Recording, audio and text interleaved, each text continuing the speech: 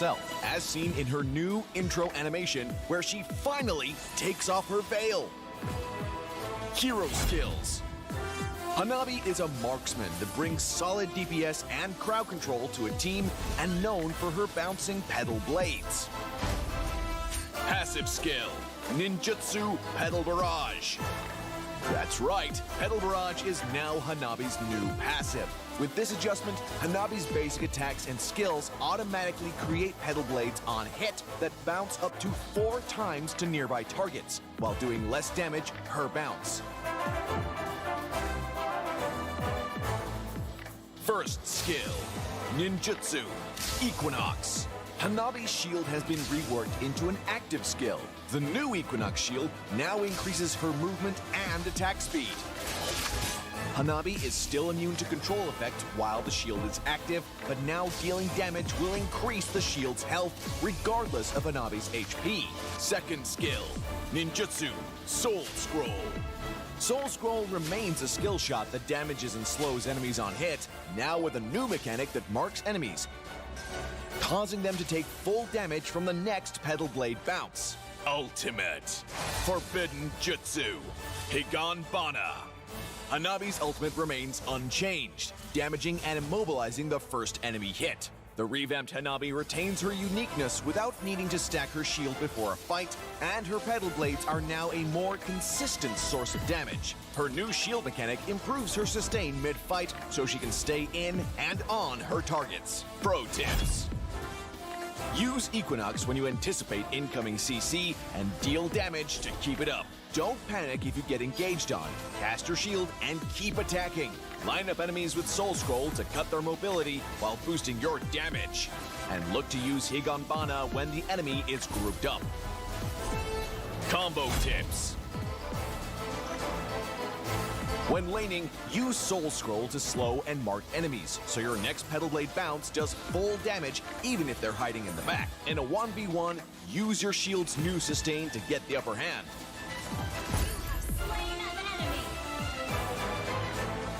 In teamfights, land your second skill first to make the enemy easy targets for your ultimate and let your Pedal Blades go to town. Tactics. Since Hanabi's early game is rather weak, focus on farming. But not for the whole game, Hanabi mains. Poke the enemy in lane with basic attacks and her second skill. In the late game, use Hanabi's ultimate to engage and CC, and unleash your barrage of basic attacks and kunai to provide excellent sustained DPS for your team. We recommend this attack speed focused build to complement her reworked passive and first skill. Marksman Emblem further enhances her sustained DPS role, and Weakness Finder prevents her targets from escaping. Inspire is a natural choice to bolster both damage and survivability, thanks to her new shield. Hanabi, the Scarlet Flower, revamp coming December 20th. She'll be 30% off the first week, along with her Resplendent Iris skin. Give the new Hanabi a whirl and tell us what you think. Until next time, we'll be seeing How is everybody doing? the Land of Dawn. Welcome to our restream of the M4 finals, which will start in about 10 minutes, I guess. Don't forget to stay tuned. Today we'll have at least 6 skin codes and probably a Leo mode giveaway today. So stay tuned for that. My mods will be taking names of active people, inactive people, those that stay on the stream for a while. They'll be rewarded with double entries. And we'll be putting up a treasure chest code in a little while.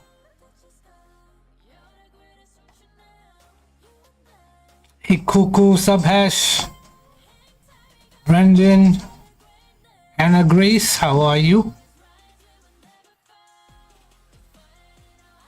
Hello Eli, Yato, Elias, what's up, what's up? Suzuya, Raj, Chica. What's up? Hello, Tamim Amit. What's up? What's up? What's up? Subash. Ayers. Hello, Charlie. Brown boy. Right.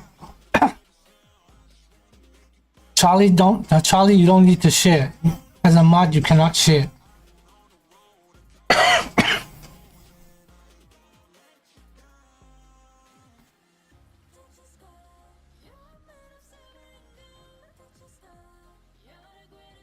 Alright, let's break all records today. Hopefully we get... Excuse me, it's quite hot. Hello, E. Evelyn. Hello, Amelia. Hello, Jag. What's up? What's up? What's up? Hello, Coco. Wow, long time no see, Miss Coco.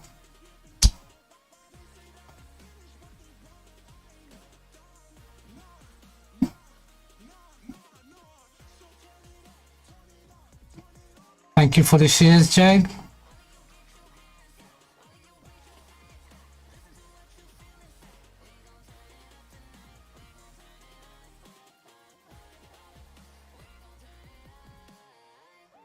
Mr. Bushi, huh? How are you, Amelia?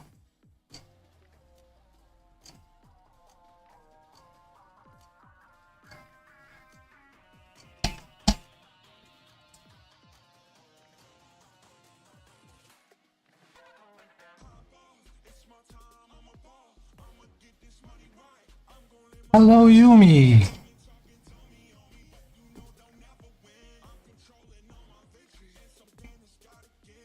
I got 6 minutes and 45 seconds around that. Best of 7 series.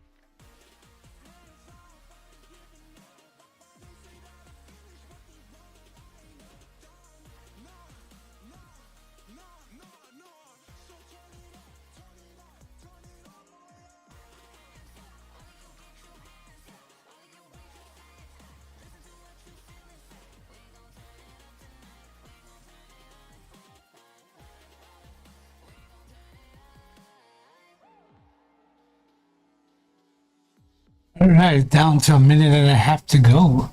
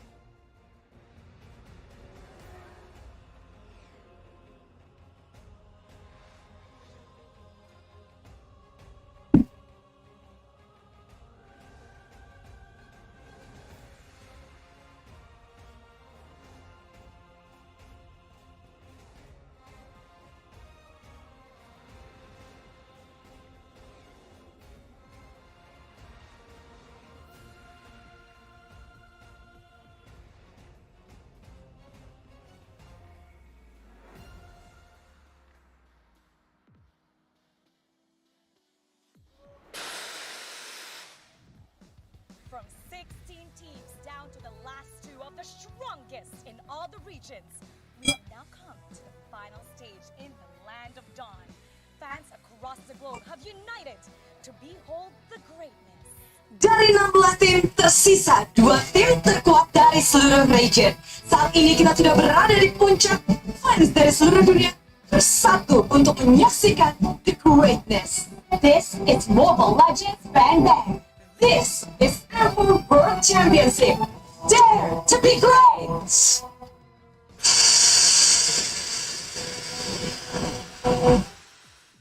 Great day for some Mobile Legends Bang Bang Esports action live from the Tennis Indoor Senayan in beautiful Jakarta, Indonesia. At your service, my name is Leo, joined here by Gideon, Mirko, and Chidi Aiko.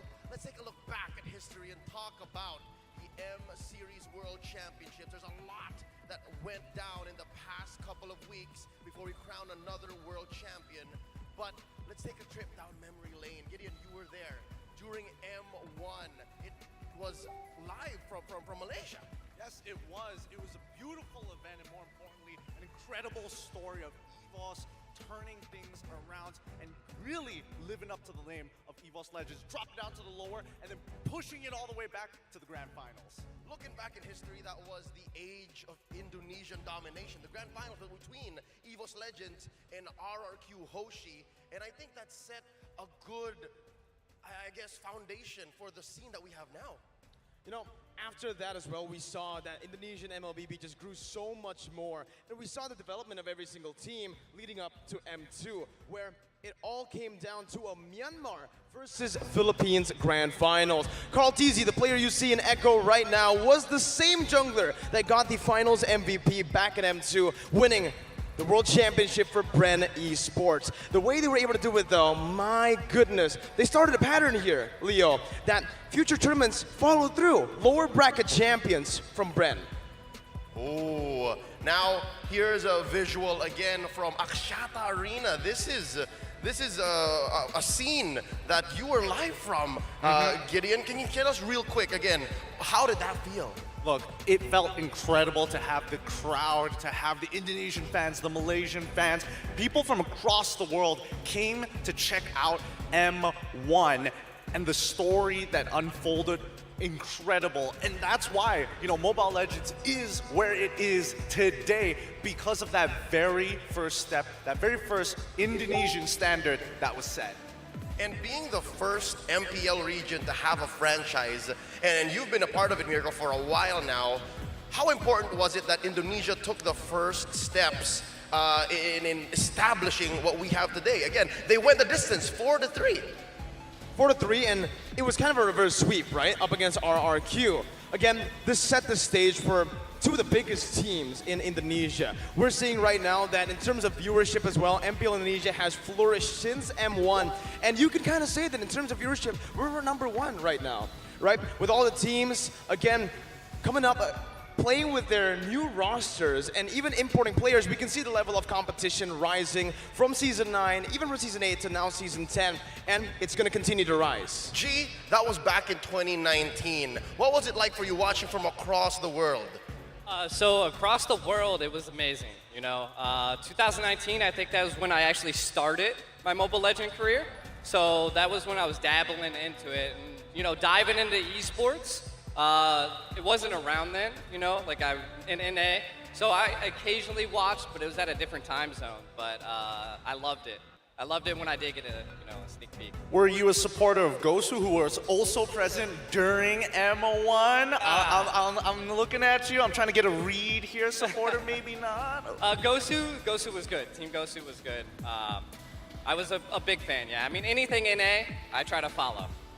And NA has a budding and developing scene. I believe more will be injected into that region in 2023, given the Valley's performance, and they started that in M3. We'll be taking a look back at M3 in just a bit, wherein we held that in lovely Singapore. 2 World Championships were actually held in Singapore, and that was M2 and M3. But for now, we're gonna go ahead and move along because, again, tonight is all about the next championship. It's M4. Only one will go home with the trophy. Let's go ahead and see who. Clara and I are here with two gorgeous girls all the way from the Philippines. Dexy, one of the most popular content creators and the co-owner of Blacklist International, Alodia.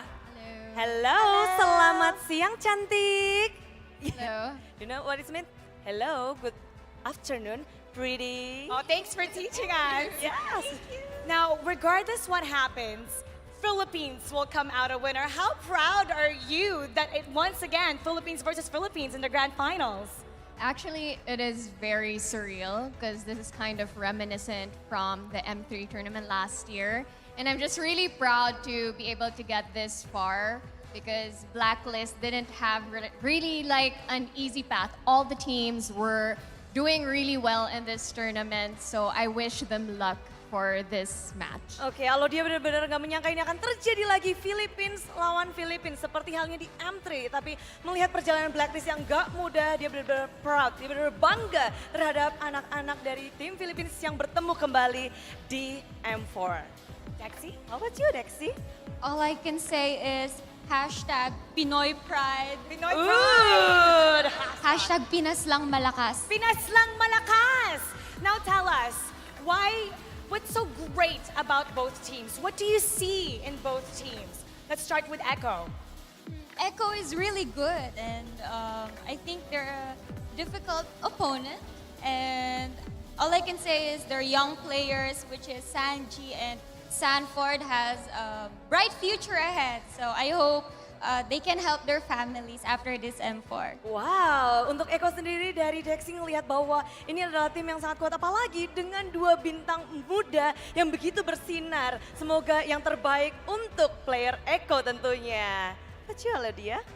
For Blacklist, I'm just really impressed by how they carry themselves. I mean, even if they've won back then, they always stay hungry and it never gets to their head.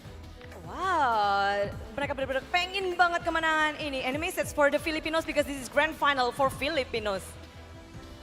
Now, let's do a prediction. Because you seem to have superpowers. You can predict the future. What's the outcome? All right, so my prediction for this match is that Philippines will win. Philippines will win. All right. That's the message. Philippines will win, and that's true. Let's check that out. Now, we've come to a long journey all the way here to the grand finals. Let's take a look at how all the teams got here.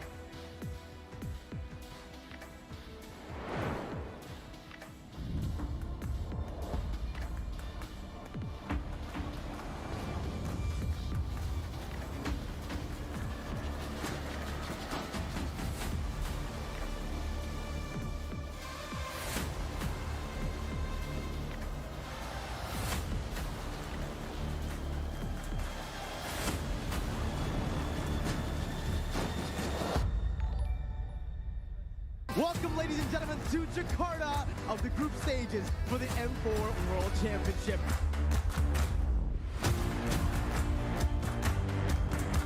Chiku guys from the backside. Oh! Now they're gonna find Joel Crew as we were just talking about them. They fall here and another one goes down. Vietnam, boy,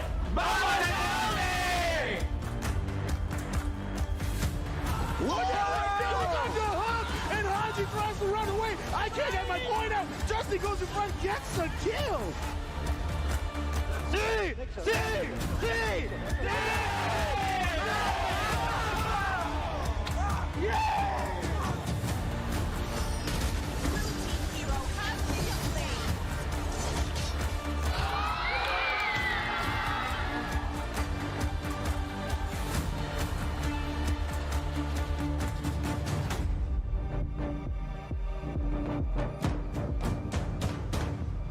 We are here in Jakarta, where the M4 knockout stage is taking place.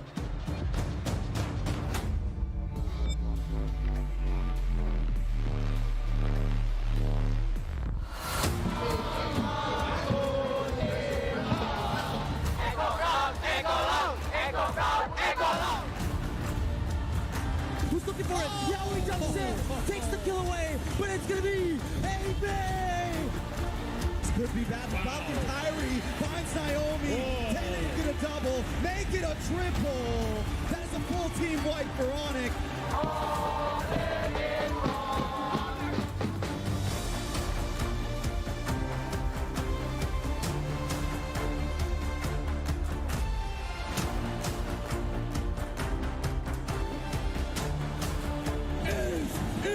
You have no arbiters moving on in the upper brackets. It's RRQ hosting.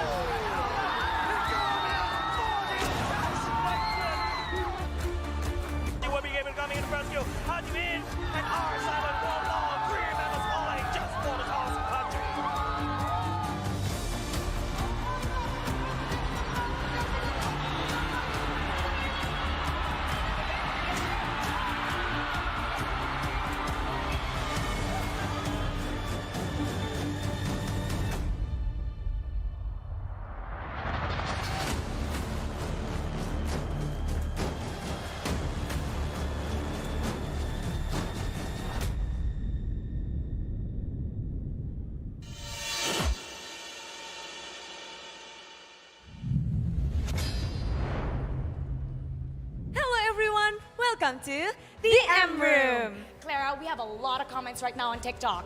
Fans has been posting video and messages to support the teams, Mara. How are we gonna take a look on some of them, Mara? Let's check them out. Let's go. In here, let's pick Taylor, our first feature right here. says Blacklist with their comfort picks equals disaster for the other team. We've Ube strat? Yeah, the Ube strat, and we've heard Oh My Venus saying over and over that the biggest mistake the opponent makes is when they do not ban her Estes. Keep that in mind. Let's make another comment. I don't know, Estes. Okay. How about this one right here, Lord Skylar? Wow, Skylar's posting on TikTok. Oh, same thing. Venus with Estes be like free roaming to disrupt Echo. Do you think Echo's gonna make the same mistake again, not banning this I Estes? don't think so. They met each other couple times, so this gonna be something different for both of the teams. Something different. I really want to see Oh My Venus if using the Estes, using the Estes M3 skin. That would be a statement. Yes. Let's take a look at another comment. How about... Gideon is here. That's Gideon. Gideon right there. What's Gideon saying? Oh, this is the prediction of us. Echo or Blacklist? How about for you, Echo or Blacklist? It's kind of hard. Both of them are strong, but Blacklist is super strong. Oh, he thinks it's gonna be Echo 1-0 first. Okay.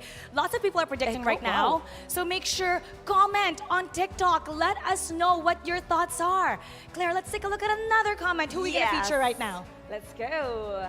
We got a lot of comment and videos here, Mara. Oh, there's you also. Oh. How about, what is he saying right here? This one right Let's there. go. Esports From ID. Esports Indonesia. Oh, Rahasia Bocil Dewa says that the secret of the boys from Echo Philippines, they didn't get pressed on the M4, and everyone is questioning how Blacklist is so strong. But you know, Echo, you can see these two boys right here, that's Sanjay and Sanford, 16 and 17-year-old. They're the first timers here in the M series, already making a statement. It's gonna be a bright future for the both of them. Yeah, Let's pick another one. For sure. Let's go, find another one. Ooh. Grangers, right over here. Grangers is saying, wishing luck to the whole Echo team. Can't let Blacklist getting that back-to-back. Ooh, that's gonna be a really hard one because Blacklist International is very determined. We love getting your comments on TikTok, so keep them coming. Be sure to use the hashtag Mobile Legends Bang Bang, MLBB M4, and Dare to be great. Langsung aja kirim postingan kalian tentunya untuk ngedukung tim-tim yang akan beradu di Grand Final tentunya di TikTok. Now we're gonna dissect the performance of Echo and Blacklist International during this entire M4. So analyst, break it down for us. The world watches here today, incomprehensible of what might be a potential defending champion. Us here at the Analyst Stats once more. This is LaFell. This is the most wanted man here and across the world. It's Wolf, Miracle, and myself, Gideon Q. We're going to talk a little bit about between the matchups between Blacklist International and as well as Echo. But honestly, guys, I think there has been a lot of talks, and based on what we've seen, thanks to Mara and Clara, I'm thinking that maybe, I don't know, Echo seems to be the favorite for a lot of teams. But do people really understand how much of a challenge that is going to be, LaFell? Okay, so here's the thing. They already went for the best of 5, and in that one, Blacklist did win. But the thing is, looking at how Echo plays, they're very explosive. They have a lot of drive. Once they get a small victory, they will snowball out of control. So I feel like it's going to be a very tight match because Echo is very explosive, but with explosions, Blacklist can see it happening, and they could like weather it down and then get a comeback. Well, I mean, comeback or not, a best of 7 is a different challenge here, and we gotta obviously ask the smartest man at the desk, as proclaimed, the best of 7. How does this really shake things up between Blacklist and as well as Echo? And we've seen before, Blacklist has stated that they don't usually lose twice to a team, but in a best of 7, who's more favored in this particular situation?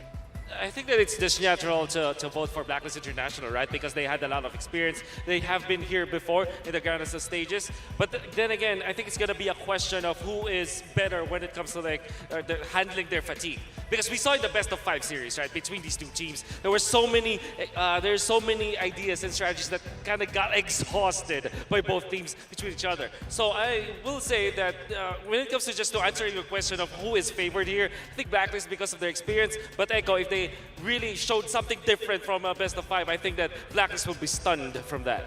Well, we'll see how that's going to be. Soon we're going to be throwing off some graphics and we're really going to start breaking it down. But Miracle, my brother, unfortunately our nations have been cut down a little short here. It's a little sad, of course, but walk me through this, because now the performance summary overall, how important is this overall first pick rate? Blue side used to be dominant side during the group stages, but things have changed and the meta technically has evolved. Well, obviously looking at it right now, for the first pick, it's kind of weird, right? Because for first pick, Echo has a very, very good win rate. They love picking up their prio heroes. Sometimes it's the Kaja, it's the Yi, but mostly it's the carry on Benny, right? So the first pick has been very, very good for Echo. Not so much for Blacklist, but it's a fun fact that right now, in the M4 meta, we all think that, hey, first pick is gonna be better. No, not for Blacklist, because they actually enjoy being the second pick. 72.7% win rate on second pick, which is pretty crazy, but it really makes sense when you understand their heroes. They really like to counter the opponents based on what they prioritize first, and Blacklist, especially up against Echo, they kind of have their number. I mean, if we're talking about numbers here, Wolf, I mean, when we're looking at that, and especially when it comes down to that second part of second picks, generally it's just overall higher, and it's not even like below 50% for either one of these teams. 72%, right? I think that it is the Blacklist special, the Bonchan special, to kind of go for the trade, the first two picks, then eventually go for a curveball in the last pick. That's how he is able to outplay his teams. But looking now at the KDA, okay, so almost the same, but Benny QT, that's 7 average KDA is actually pretty high.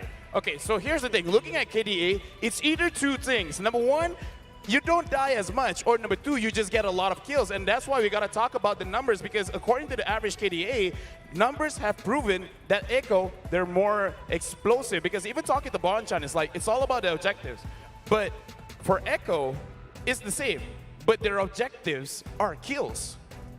I mean, this could honestly skew the data here, and that's something that I really want to talk about, because overall we're talking about GPM high score. We're looking at Oheb here, and I honestly was hoping to see him in the KDA side, but no, he's only in that GPM. So teams, and especially for Blacklist International, are winning games with Oheb just hard farming, but not getting as many kills as we would like to, imagine, from the performance of M3. Honestly, looking at it, if you see how Blacklist International plays compared to Echo, I think LaFell kind of touched on it already. Echo is very explosive, but Blacklist International, they're consistent, right? They don't need a lot of kills. Sometimes they even die for it, but hey, they deal a lot of damage, and the damage is enough for them to get the dub in the game. For Echo, it's a lot relies on actually their mid lane and their gold lane, sometimes even their XP lane. Carl TZ has taken more of a utility role this time, as you can see from the performance summary here with the top hero picks. The top hero picks for Echo, it's going to be the Fredrin. So Carl TZ in this tournament, he's evolved, he's matured as a player from the player we saw at M2, the assassin, the hyper carry Carl TZ. He's still here, but he knows that right now it's time to enable these younger players, the players like Sanji, Sanford, to perform on the stage. Funny enough, LaFell, you and me, we have no stake in this, unfortunately. We're not part of that top region, so we can actually have an objective look at the overall performance of both of these teams. And so far, and especially with Echo, we're seeing, Cortese's performance. Yeah, he's great. The next generation of a potential Filipino dynasty here being built upon his shoulders. Is this going to be a problem, or is Blacklist going to defend? Honestly, I'm on the side of Echo. I kind of feel like they will build their own dynasty as long as they understand they gotta watch out for the draft, because so far we're looking at performance summary, but something we gotta take note of, most of Blacklist International wins is when the opponent uses assassins. Because we looked at the Fredrin pick just now, I kind of feel like for both teams, they want to prioritize on like the tankier junglers. Because the thing about using an assassin against Blacklist International, Blacklist will go into your jungle and deny you of the purple buff. That is huge. I'm glad to have you on the stand here. Wolf, not so much. But with that being said, hopefully you guys are going to have a great show here. I'm very curious what's going on with Mara and as well as Clara. What are they up to? Let's find out. Thank you, analysts. We're excited and looking forward to who will be the grand champion of the Mobile Legends Bang Bang M4 World Championship. Kami benar-benar menantikan siapakah yang akan menjadi juara dari M4 World Championship. Now we're gonna take this time and devote this to show appreciation to the fans who became part of our journey here in M4. Dan kami benar-benar mengucapkan terima kasih kepada para fans yang sudah mendukung acara ini dan terus bersuara untuk menyemarakan acara M4 World Championship.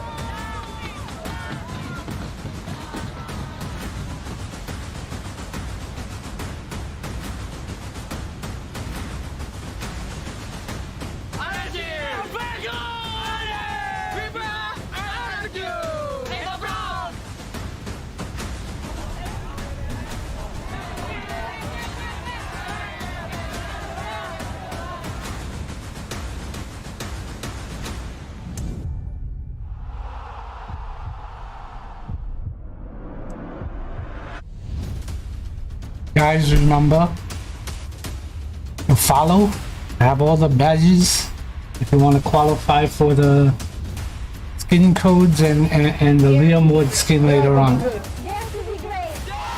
Make sure you have all the badges.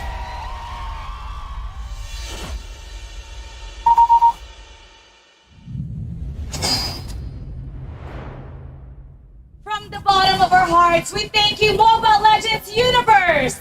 Now, speaking of fans, we have here our lucky fans who have supported and dedicated their time for their favorite teams. And for us here, the MLBB community have rewarded them by bringing them here to M4 to support their favorite teams live. First, we have our Singaporean cosplayer, Nana Kimi, cosplaying as Nana. Hi! Hello. How's your experience so far? How is the experience so far, Nana? This is my first year experience a live stage. My first time is last year in Singapore. I have witnessed Blacklist as the champions of M3. This time I'm really excited to witness a championship again. Wow, cute Nana Hien. Dia benar-benar excited untuk menyaksikan kali ini adalah kali pertama dia menonton. And thank you for coming, Nana. Please don't make me a cat, okay? But we have another fans, lucky friend from Malaysia, Ed and Nan. What do you think about the teams that is playing in M4, all of the teams? From my perspective, every team is improving, especially Philippines team. It's been 3 seasons already since they are getting the world champion, starting from Brand. Second season, second is Blacklist, and this season it's either Echo or Blacklist. We really excited to see who will going to be the champion. Wow, banyak banget yang terus berkembang dari setiap timnya. Dan apalagi kali ini lagi dan lagi Filipina. Dan mereka benar-benar penasaran siapa yang akan menjadi juaranya. But next, we have lucky friend from Indonesia. They're from Munton Care. Halo Bapak Wahyu. Halo. Gimana nih kalau ngelihat dari semuanya, kita menjadi tuan rumah. Ada nggak sih pesan-pesan yang pengen kamu sampaikan untuk semua yang menyaksikan? Ada dong, bagi fans Indonesia mari kita ramaikan Grand Final M4. Kita tunjukkan bahwa kita itu tidak toxic dan selalu hype untuk event MLBB ke depannya. Okay, let's don't be toxic and let's just be great. Thank you, Wahyu. Now, Pinas lang malakas, lucky fan, Reese and Boost Gio. When you found out that it's going to be Philippines versus Philippines in the grand finals, tell us what your reactions were. Reese. Sobrang saya, Timara, na Sobra? Philippines at Gaano Philippines ang kasaya? nalagay sa 100%. Sobrang saya po na kasi yung Philippines at lalo na yung Blacklist nakapasok sa Grand Finals. And yun po, sobrang, kahit ngayon di ako po makapaniwala na Blacklist nakapasok sa Grand Finals. And this is my first travel in international, kaya sobrang memorable po.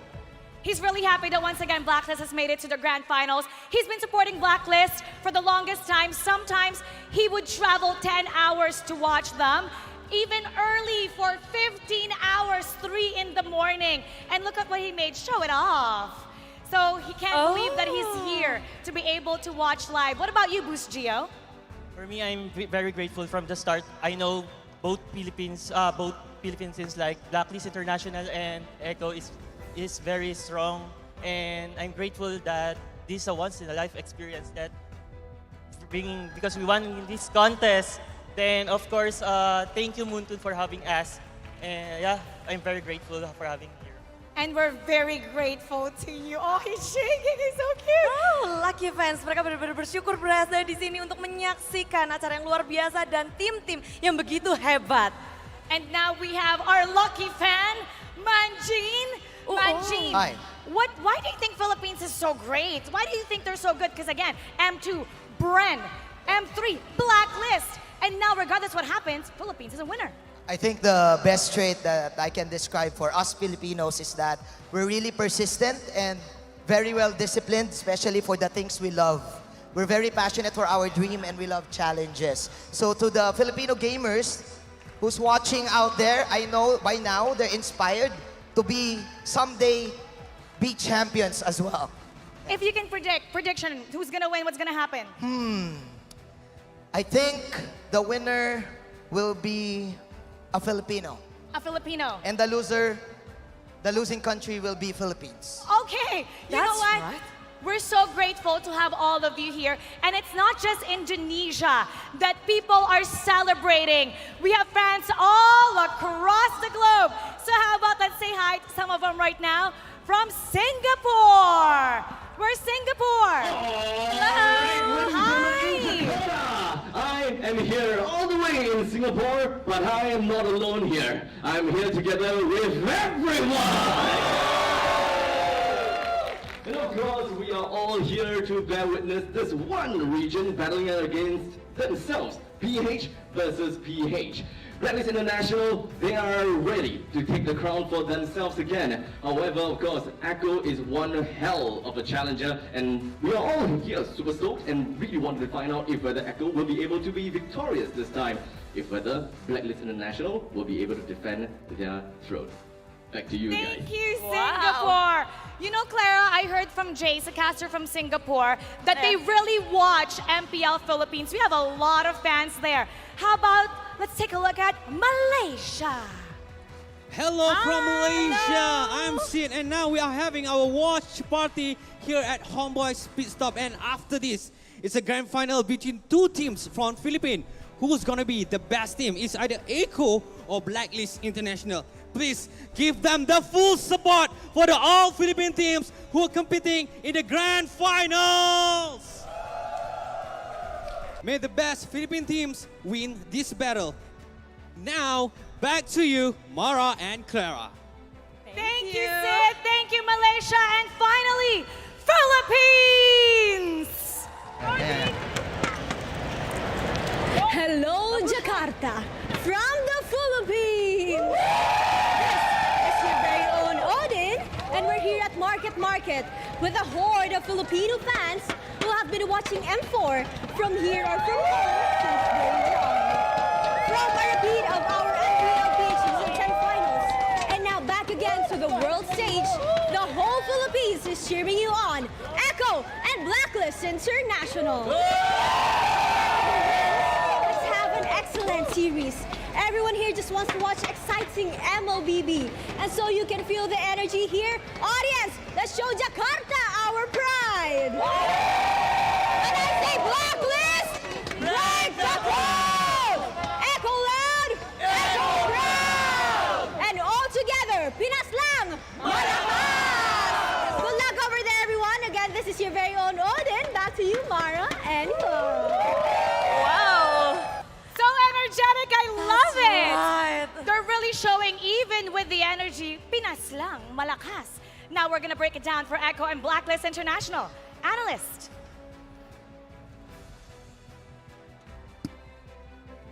Into the details we go before this best of 7 bout begins. Let's talk about what these teams might bring into their lineups. M4 has had the metagame evolve one way, make a swerve, and then go another direction. And here we're gonna try to break it down between Blacklist International and Echo. We have here Lafell, Wolf, Leo, and Mirko to do just that. Wolf, you've been watching these teams since forever. What can we expect going into this best of 7?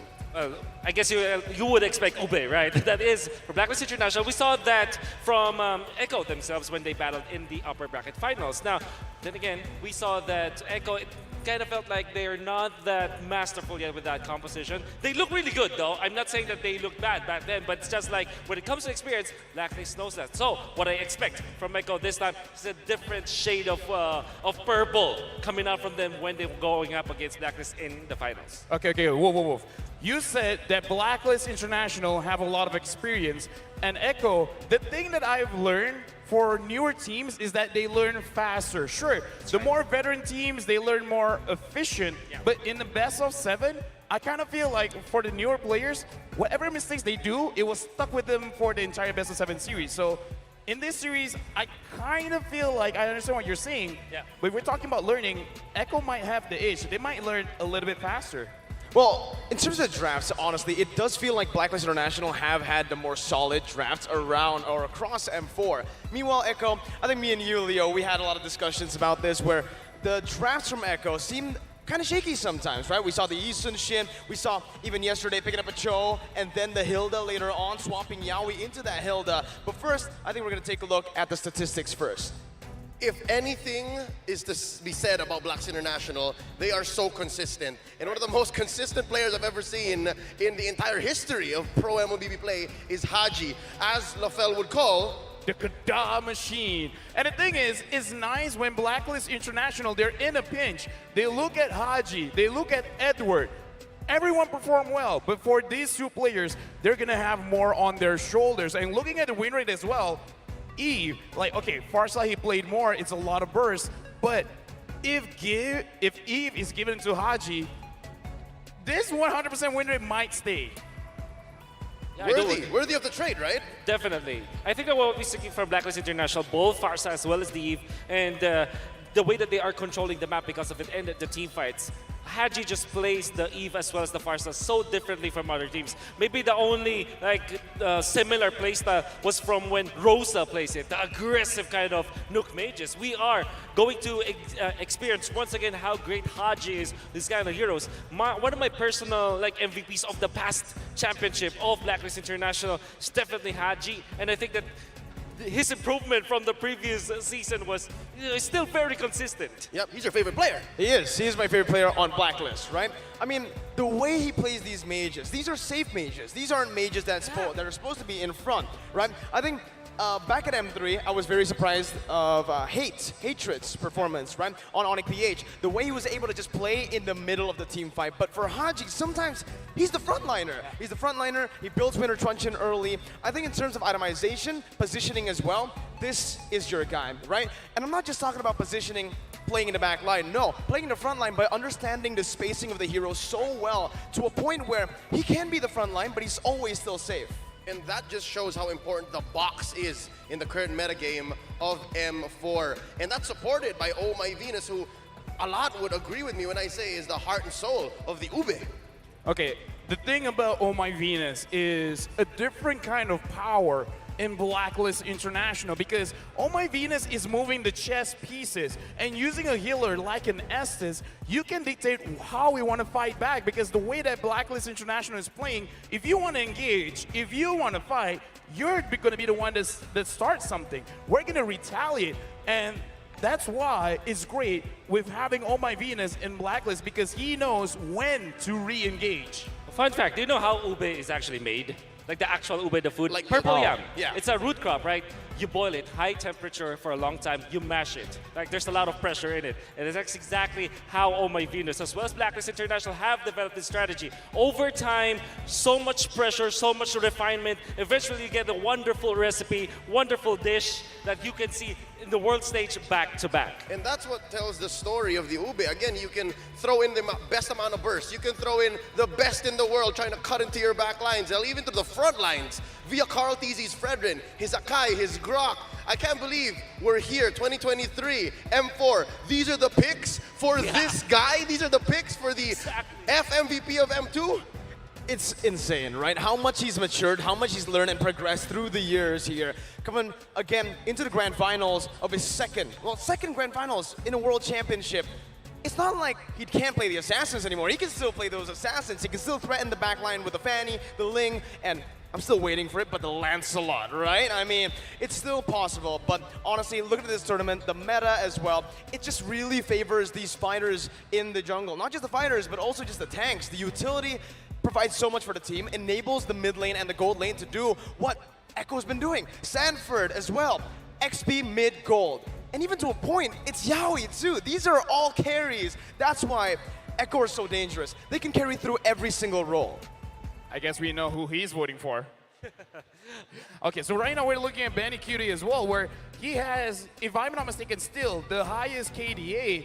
And very weird thing, Benny Cutie, it looks like the entire map is open to him, because even if Yaoi catches someone, sometimes he doesn't engage. He's waiting for the rest of the enemy team to show their face, then he re-engage. So he's playing a very different way than every other goal laner, where usually when the food is in front of his face, he'll eat it. No, Benny Cutie, he assesses first and makes the judgment call a little bit later. Which is the entire essence of this hero, his power hero, carry, because the kit just solves everything that Benny Cutie wants, right? If he wants a split push, he can go ahead and click that ult. If he wants to space the opponents out, throws out the pinwheel. If he needs to locate himself, he's got the dash. And what I can say about Benny Cutie is that if you have a trophy for a gold standard, a gold lane standard, he now holds it for sure. He knows how to position well. He knows how to time his ultimates. He knows when to fight whenever his power spike is not yet there. So I think he is the holder of the gold standard today. Yep, everybody watch out for Bagyong Benny. For now, let's go ahead and throw it back to our lovely hosts. I'm pretty sure they'll have something very interesting for y'all before the match begins.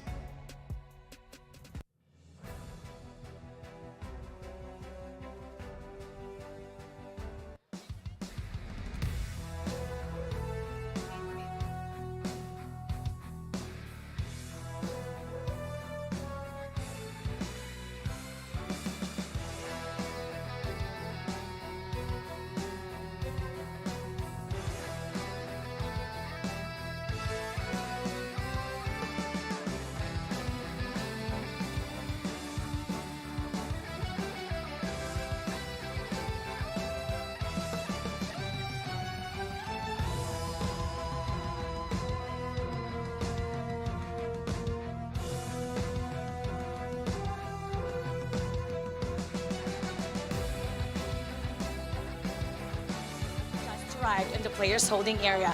And let's take a look at them now. They're interacting with each other. We're gonna pull one of them, JP. Hi, JP. Pwede kang kausapin? Can talk to you.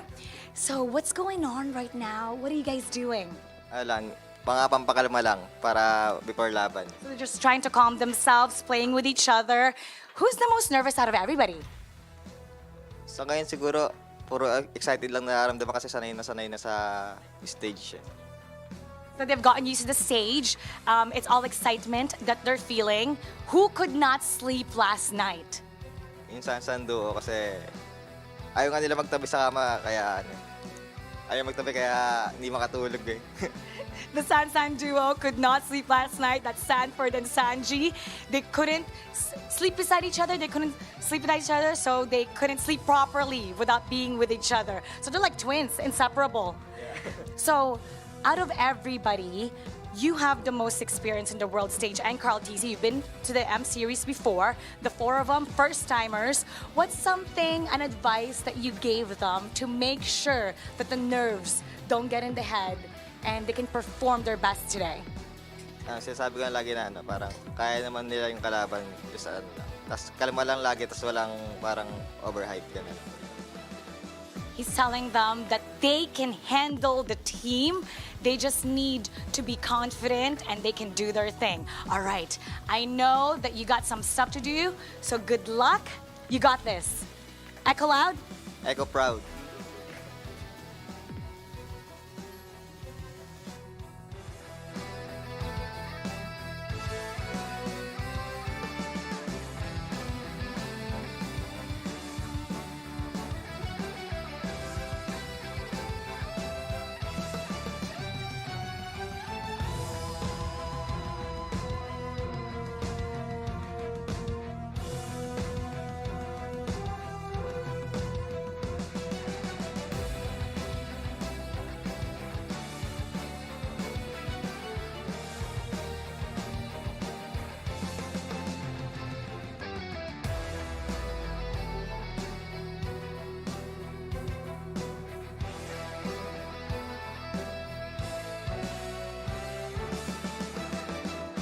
Now it's time to talk to Blacklist International. We're gonna put somebody here that's available. Oheb, come over here. Okay. Oh, don't trip. We still have a game. What's the first thing you ate today? Corned beef. Are you nervous? Yes or no? No. And who do you think is gonna be the finals MVP? Me. Who's the best Matrix Caesar? Me. Wow, confident. Okay, I want to know, how's the feeling this time around compared to M3? I think it's the same. The same. And what is the same feeling? What is that feeling? Excited to get on stage and win. If you were keeping an eye out on one specific player from the other side, who is that? Yawi. Why? Because their gameplay revolves on Yawi. What's your message to Yawi? Good luck. May the best team win. May the best team win. Let's get it on.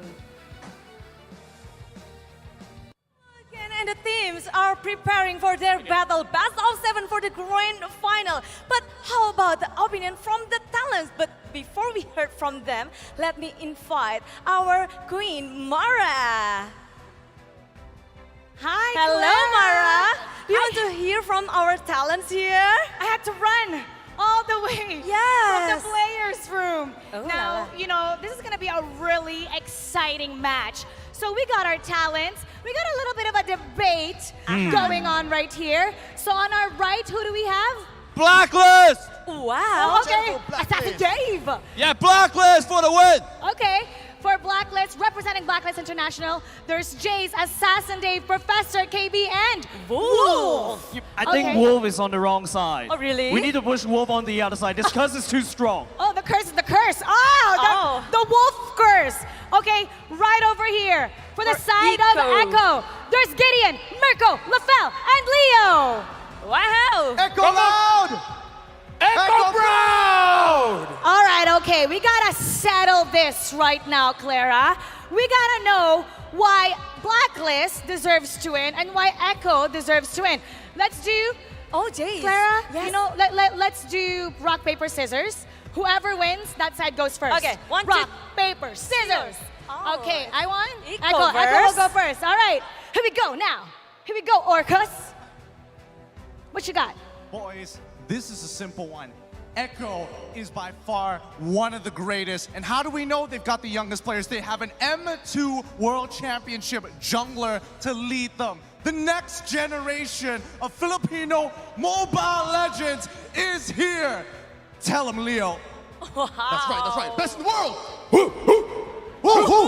Wait, that's not what Orca say, right? Loud and proud, bro. What noise does the Orcas made? What do they make? Blue, blue. Is that how Orca sound? Is that how? No, Orca's like. Oh, Probably, and it's I don't not. know. They I didn't do bloop, the bloop, research. and they Bloop, go. bloop. All right, Jace, what you gotta say? To be honest, you have one MVP. We have the whole team that won M3, and they're gonna do it again. Not Hell just yeah. that, we have the best duo in the world, right, guys? Oh yeah! Blacklist. We got a V-Wise on the Blacklist International, right? That's right. Best duo on the world. Oh, okay. Wow, Mirko. strong statement. They got the best duo. What you got? Hey man, you got a duo. You got Oheb, sure. You can carry usually through Oheb, Haji, but we can carry through Sanji, Sanford, Yawi, Benny, and guess what? Call easy. Best in the world. Wow, 5 of them. Okay. Yo, we have Dave. super AI, okay? Assassin Blacklist is all about the playstyle. It's all about the discipline. It's all about everything that Echo does not have. All right? The discipline. Wow. Okay, Assassin Lafel Dave's want to trying say to something. assassinate Blacklist you. has everything. Come on. We got V-Wise, we got Oheb, we got Haji, the KDA machine, right? Yes. We got a number. Oh, Ooh, maybe they got the because the numbers. Blacklist is number 1. Oh, they got the numbers. Number one, LaFell.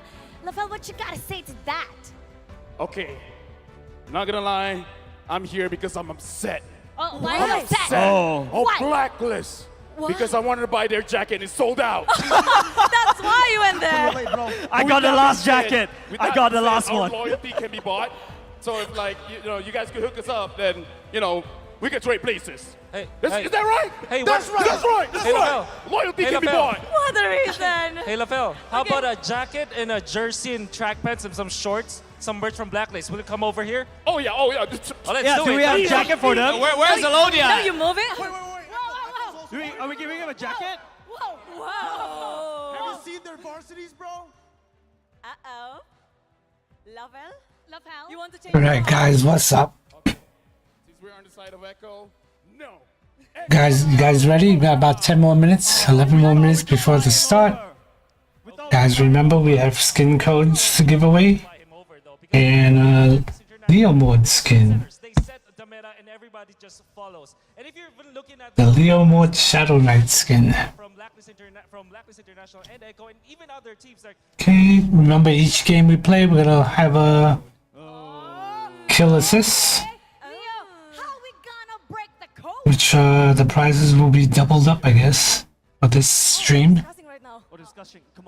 How to redeem the codes? Okay, we need Leo to hype up a little bit. Very simple. Short and sweet. Just like this best of You look at the scroller. You go to https m.mobilelegends.com/en/code exchange.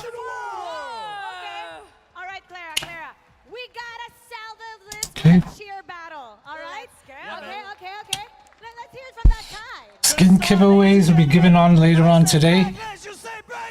And it will be done via the raffle wheel.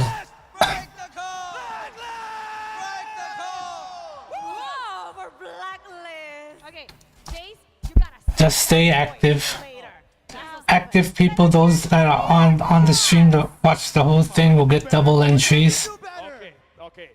Echo loud, echo proud. Everyone ready?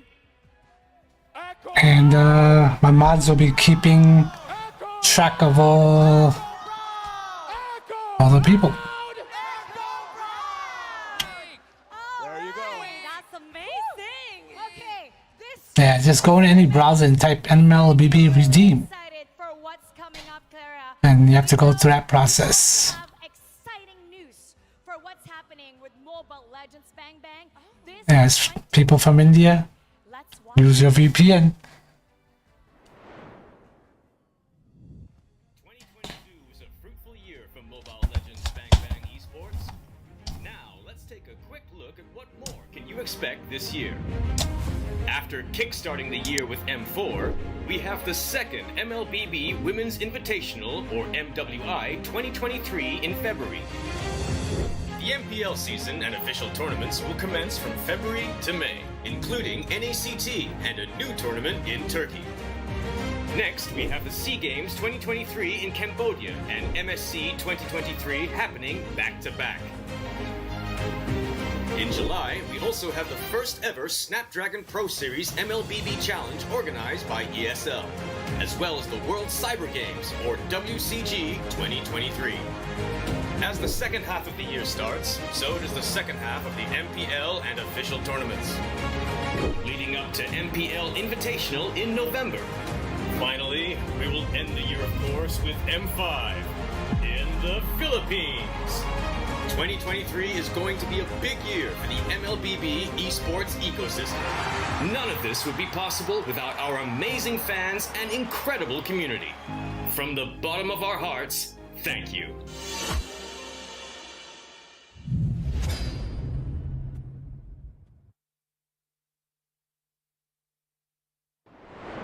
We break the news, and MSC will be in Cambodia, and M5 will be in Philippines, Mara. Philippines! That's amazing. It's only fitting that the next World Championship will be held in the strongest land of all, with the strongest players.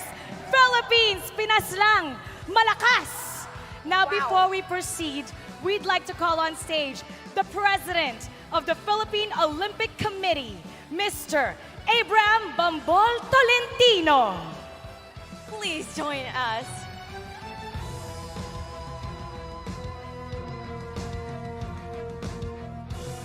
Hello. Hi, Hello, welcome. thank you. Thank you very much, Jakarta. Thank you very much, Munton, for this 2022 M4 Mobile Legends Bang Bang Championship. We're so excited. Who will be the winner? Echo or Blacklist? But definitely, it will be from the Philippines. Thank you very much.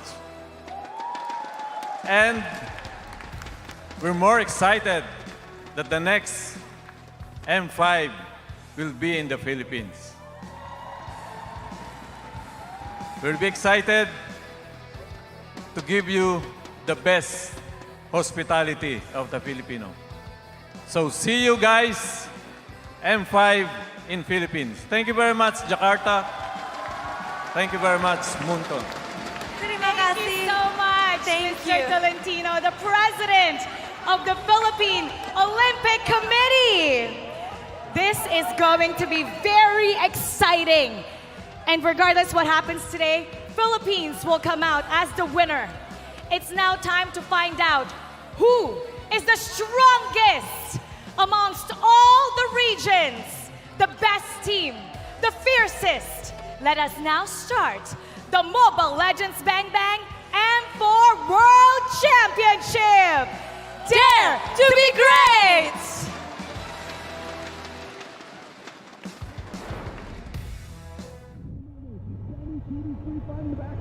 And now it's going to be the crystal worked on. Echo takes the game against RRQ. Clean from the reigning champions. The relentless agents from the Philippines marched through the M4 World Championships with sheer dominance, taking down opposing foes one at a time, and claimed a spot in the grand finals. Sanji's gonna fight it as well. Haji takes him down, and Black International is the first Filipino team to confirm a grand finals spot. Right now, looking in the room, looking inside the scene.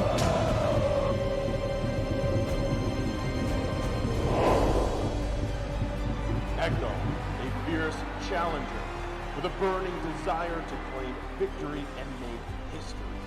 The Orcas have swam their way through adversity and proved to be a worthy contender. Behind the leadership of Carl Teasy, the M2 Finals MVP, Echo is ready to stand loud and proud onto the stage.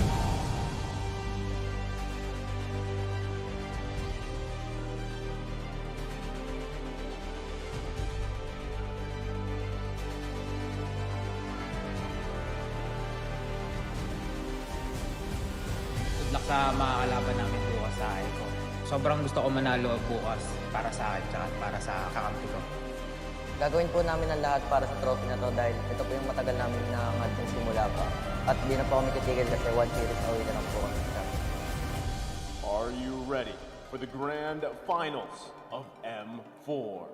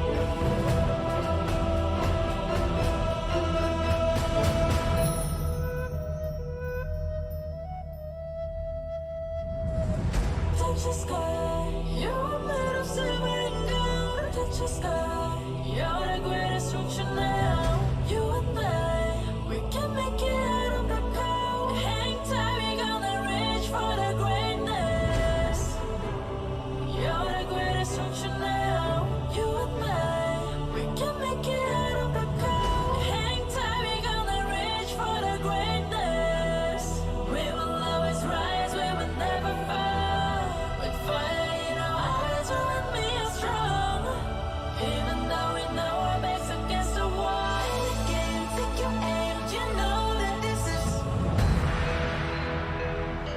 Every year, warriors across the universe would gather, and they tried their best to reach the sky and ignite the stars.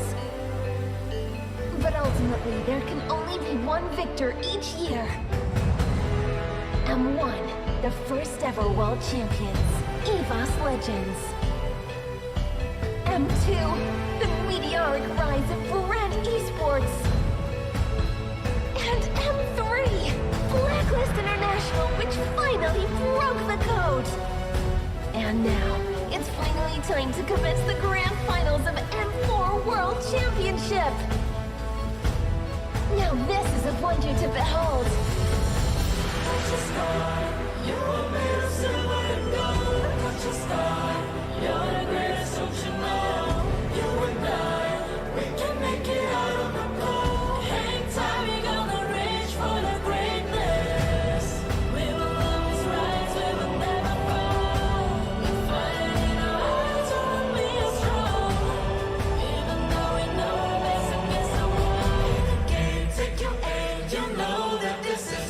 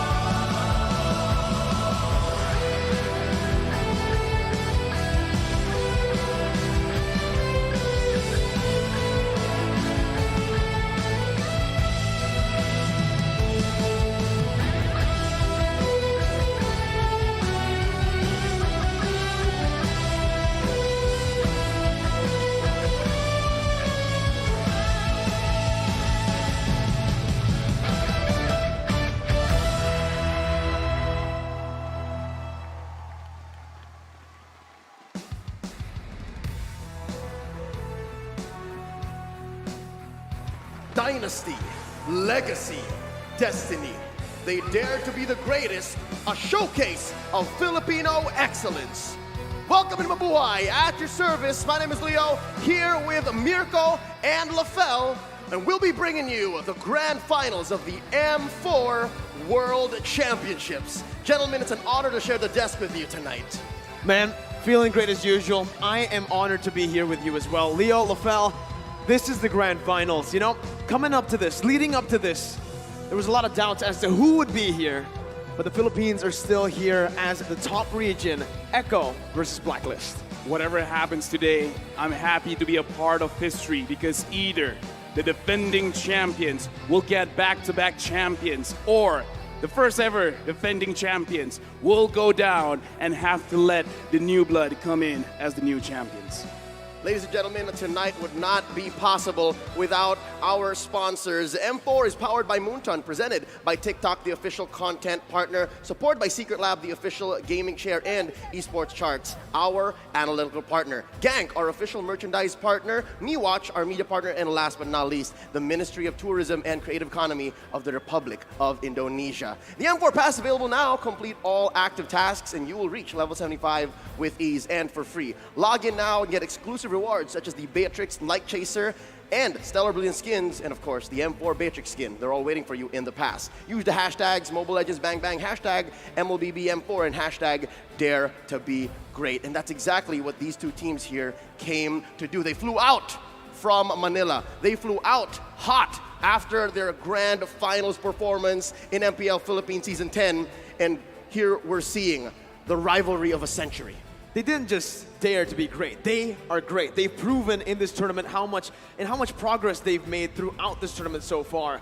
We could see that again, Blacklist International and Echo, they have very distinctive styles that make the team work. So far, Echo Philippines have not been able to break the code. But here in the grand finals, it's a different stage. It's the world stage, and it's the highest level of MLBB in the world. Best of 7 is set to test the best of the best. Because within the best of 3, it's very tiring. Best of 5, even more tiring. Best of 7, it doesn't just test your physical strength, it tests your mental strength. And it tests your strength as a team, the strength of the coaching staff. This is where your limits are tested.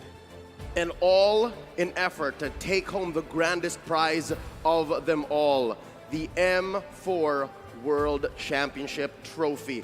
It's kind of revamped since we last saw it, since Blacklist International took home the M3 title. And here, from Echo, the House of Highlights, the Orcas, they're going ahead and sending new blood into this competition, this rivalry. It's Sanji, a rookie from Season 10, making his way into the runner-up, into the grand finals of Season 10, and now on the world stage. Can you imagine what it must be like?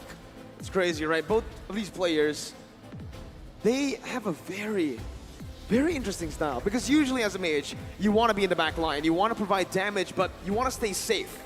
These two, they don't know what safe is. Safe is everywhere, right? For them, it's in the front lines. Even in the middle of the team fight, they can create these spaces for them to deal them as much damage as possible, but also take none damage back, none of the damage back. Here's the thing, I would say they dare to be great because they have the skills to outplay. And that's the thing. It's not that no one chases after them. It's not necessarily their positioning is the safest in the world. Everyone's after them. They put themselves in danger, and they have faced danger. And within the face of danger, they use their spells. They use like the Winter Truncheons. They use the Immortality to make sure that not only do they stay alive, they get the kills, they get the objectives. The highest level of MLBB, there's a very small margin in terms of skill for both of the teams. And these two teams risk everything to get that small advantage to be able to get the dub. And here we're gonna see exactly what are the keys to victory, starting with Blacklist International. Blacklist International, they gotta continue to evolve the Ube, but I don't think that is like enough. They gotta make sure that they gotta help OHEB to snipe through the Benny Cutie Hurricane. And I feel like that is definitely one of their key to victories where OHEB is gonna be quite tested because the Ube strat we've seen during the best of 5 can actually be crumbled. And in that kind of situation, Oheb, he's going to be like the main target. I like the dichotomy between their gold laners, Oheb and BennyQt. They're both amazing and the greatest at what they do, but they're also very different kinds of gold laners. BennyQt was born and bred to be a split pusher. And when it comes to team fights, he is so good at finding the right target. When it comes to Oheb, it seems like the Filipino sniper was just created and cultivated to be able to carry, but he needs the right setup.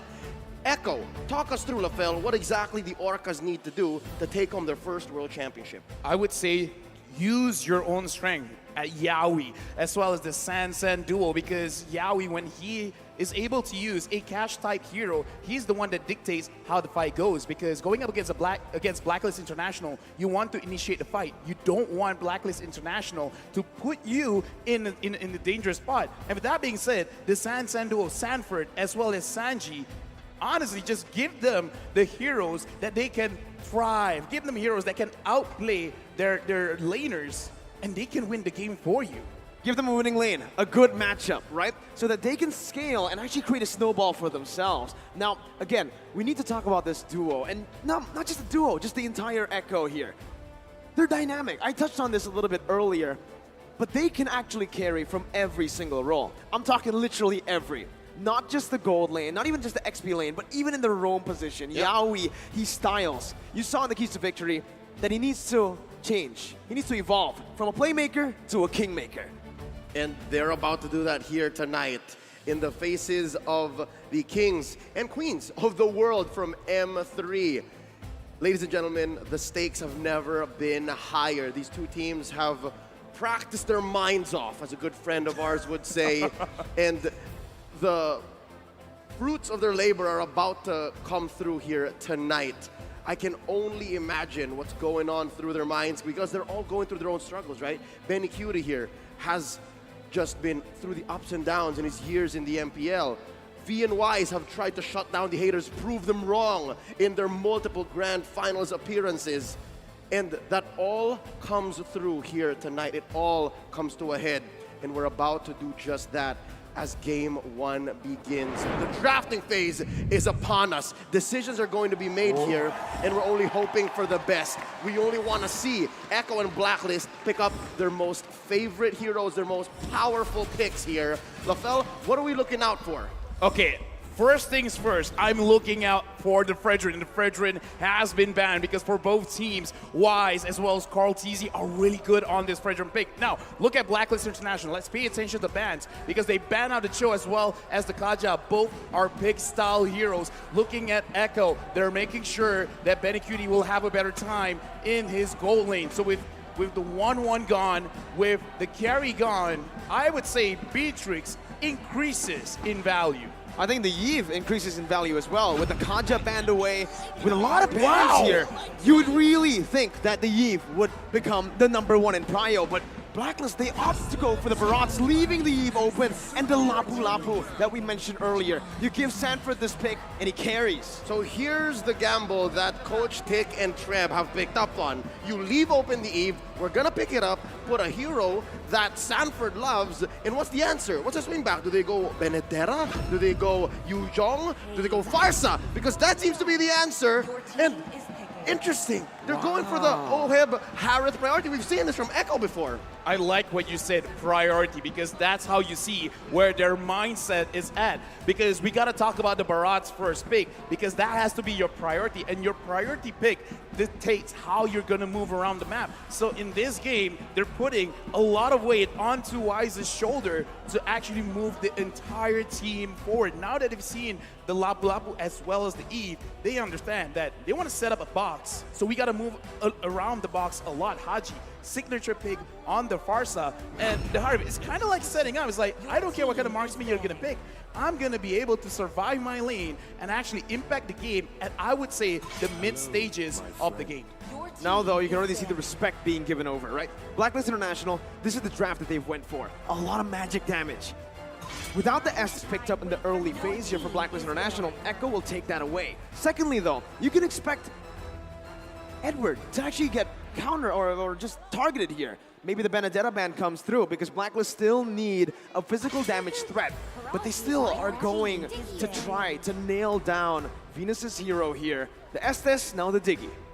Okay, so looking at Echo, they really want to make sure that when they dive, it is successful. But before that, we got a quote from Oh My Venus saying, we're kind of expecting that teams will ban the Estes, and we're actually prepared for it.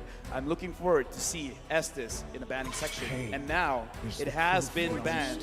And what better place to show your maximum potential in the grand finals of the world stage? With the Lolita being picked up here by Echo, they're leaving Benny Curie in both a dangerous and also protected spot, because again, they want to make sure that he isn't fully countered, but also you gotta wonder what else is out left there, because the Beatrix is out, the Brody is out, Matilda. They themselves banned out the carry and the 1-1. Are you seeing a carry here? Oh, rather a Matilda? Yeah, I'm thinking Matilda and Blacklist International lock it up. The Benedetta 2 earlier on. They need a physical damage threat. And guess what? The Barats actually work super well with the Matilda, and that's the reason Echo banned out all these marksmen. They wanted to go for the Lunox, they wanted to go for some burst damage and some more magic damage, knowing that Sanford on the Lapu likes to go for just a lot of damage. Remember, yesterday we saw the Hunter Strike, the Bloodlust Axe. This is a very physical Lapu. I would say, with the draft coming in from Blacklist International, this is a very good draft to start game number 1, because it is a very simple draft. This is what is going to give you confidence moving to game 2 onward. So honestly, I'm liking the draft coming in from Blacklist, because you can make very little mistakes with this kind of draft, with this kind of gameplay. Yep, signature picks for all of our defending champions. For Echo, I'd like to say the only thing that's missing for me is the split push potential from Benny Cutie. It's not as potent when you're on a hero like Lunox, but what it does have is amazing team fight engagement, a lot of damage when you hit your power spike. Ladies and gentlemen, here we go.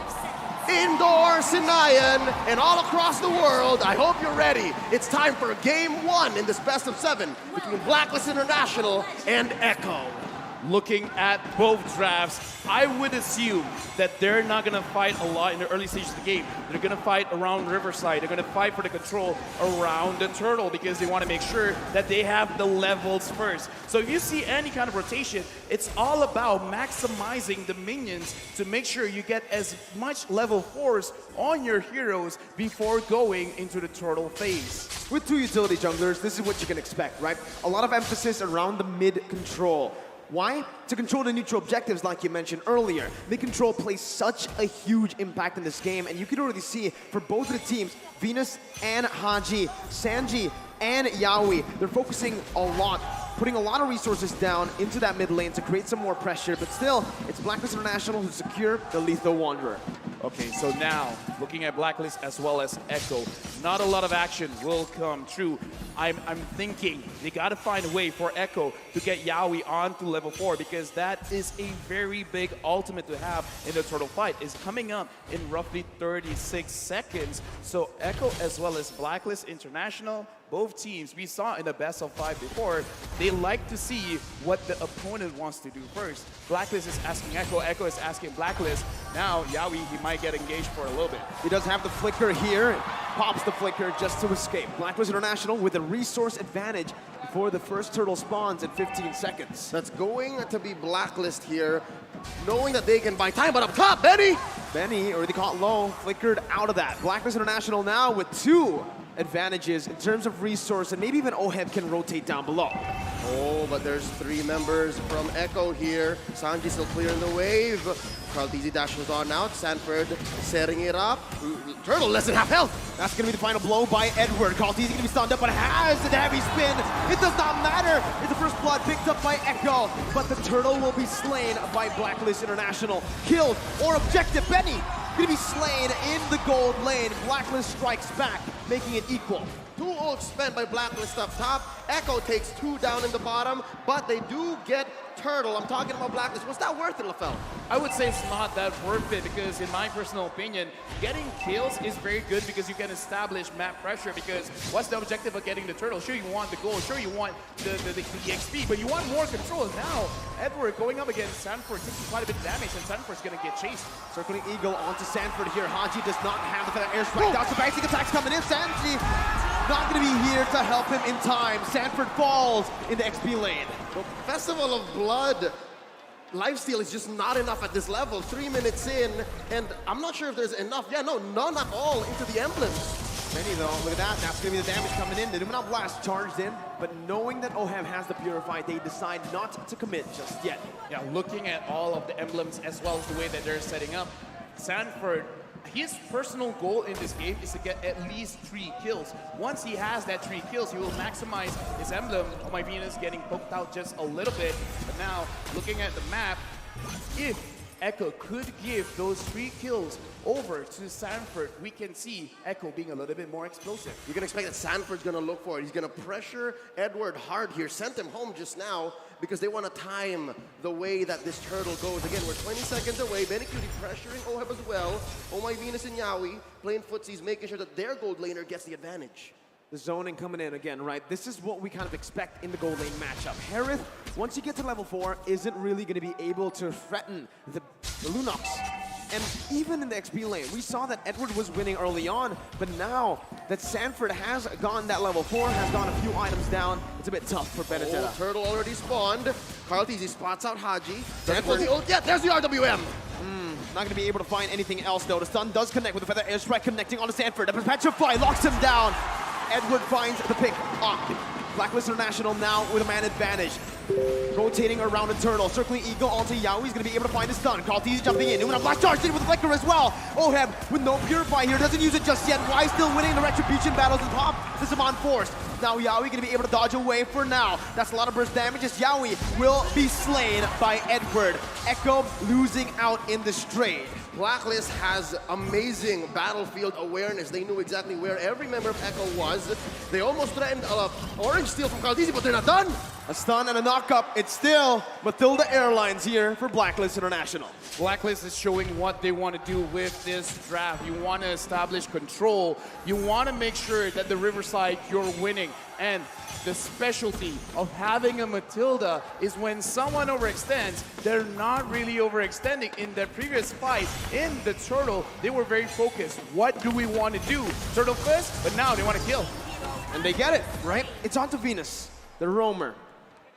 Anything that Echo can get here in the first 5 minutes, they will. In the first 2, they were willing to trade and get some advantages, but now wait, a stun onto OHEB, forced out the Zaman Force. Pops the Purify as well. The real world inflation almost catches OHEB, but he is able to get out of that one.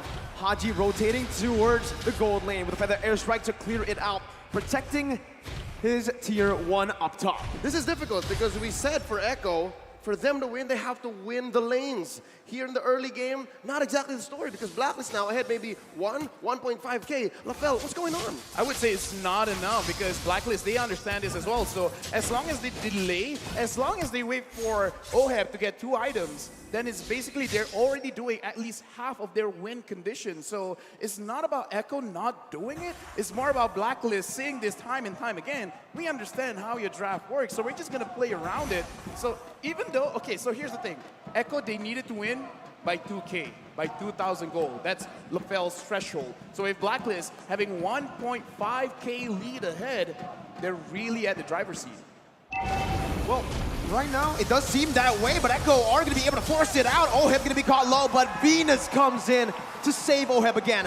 Haji with the rotation, circling Eagle to lock Yaoi down. Good selection right now. So the airstrike will come through. Yaoi going to be able to get the stun down onto Venus before he gets taken low. Now, guess who's here? It's Sanji with the real world inflation. Jumping in, but there you go. It's going to be the guiding win. Haji going to be slain though by Benny, who uses the chaos to take him down. Sanji still poking Venus down. Echo are looking to get the siege down onto the tier 1. Meanwhile, on the turtle side, Carl Teasy is going to be taken low with Sanford with the 2v2. That's going to be the bravest fighter popped into the back line right now. Is Carl Teasy going to be able to find it, and Wise is going to fall. Edward finding the stun onto 2 with an eye for an eye to dodge away from the CC. But still, Echo They win out on that trade. Not just that trade, but on two fronts. They pushed up top, got a kill down bottom, and took the last hurdle of the game. We got a lot here because, again, 500 goals, that's great, but Sanford having one kill. He has one stack on his emblem, and now looking at this, Carl, he's in too deep. He's looking for a steal here. He does get the orange buff, not punished enough by Black International. Oheb and Haji falling in the gold lane once again. We spoke about this. Winning lanes is how Echo can get it done, and Benny, 3 kills on him right now. Finest example of caster curse. You start talking about it, you start questioning it, and it comes up almost immediately. Yawi with the Numenum Blast. Definite welcome to cancel it out. That's the anti-CC coming in. As Sanji does the damage onto the tier 1. Bravest fighter by Sanford just to get out. Gets that anti-CC down, unstoppable. Meanwhile, Blacklist International trying to make their way up to the gold lane. Gonna be poked down by Benny as Carl TZ sieging down that tier 2 in the gold lane. Carl TZ gonna be careful here, takes the turret down, gets out with relative ease. What a swing for the House of Highlights. Unbelievable. I can't believe that maybe 4 or 5 minutes ago we were talking about how Blacklist was ahead, possibly way past the LaFell threshold, but now it's Echo who's pushing it, 2.5K ahead. Well, they have gone way and above the threshold, and the way that they did it is because they understand, okay, we're just gonna stay in lane. There's no use trying to out-rotate Blacklist at this point, so we're just gonna say, because Oheb is gonna be the one that's gonna deal a lot of the DPS damage later on, so shut him down first. Right now, there might be a skirmish in mid. But the airstrike was used up just to clear up the waves. Echo, with this composition so far, can constantly be threatening these sieges. And also, they can also be looking for a lot of plays on the map. A lot of kill pressure here in their lanes. Yep, and that's why they're ranked first in average kills so far, 16 plus, because the way that they attack the game, the way that they approach it with their strategy is they want to convert from kills. They don't want to take objectives only. They want to win first and then go from there, which is, I think, what they're doing here. They're baiting the Lord. This is a Lord dance if I've ever seen one. Oh, Sanji's taken low. Edward jumps in, but Sanji flickers out on the final blow. The Petrify still available by Edward right now as he uses eye for an eye, but Sanford notices that. Jumps in with the bravest fighter. A lot of resources spent already as Wise looks for a better position. Haji gonna be able to actually dash in with the wings by wings as that's when the Moon Blast connecting onto Edward. Edward gonna be taken low, taken down by Sanford.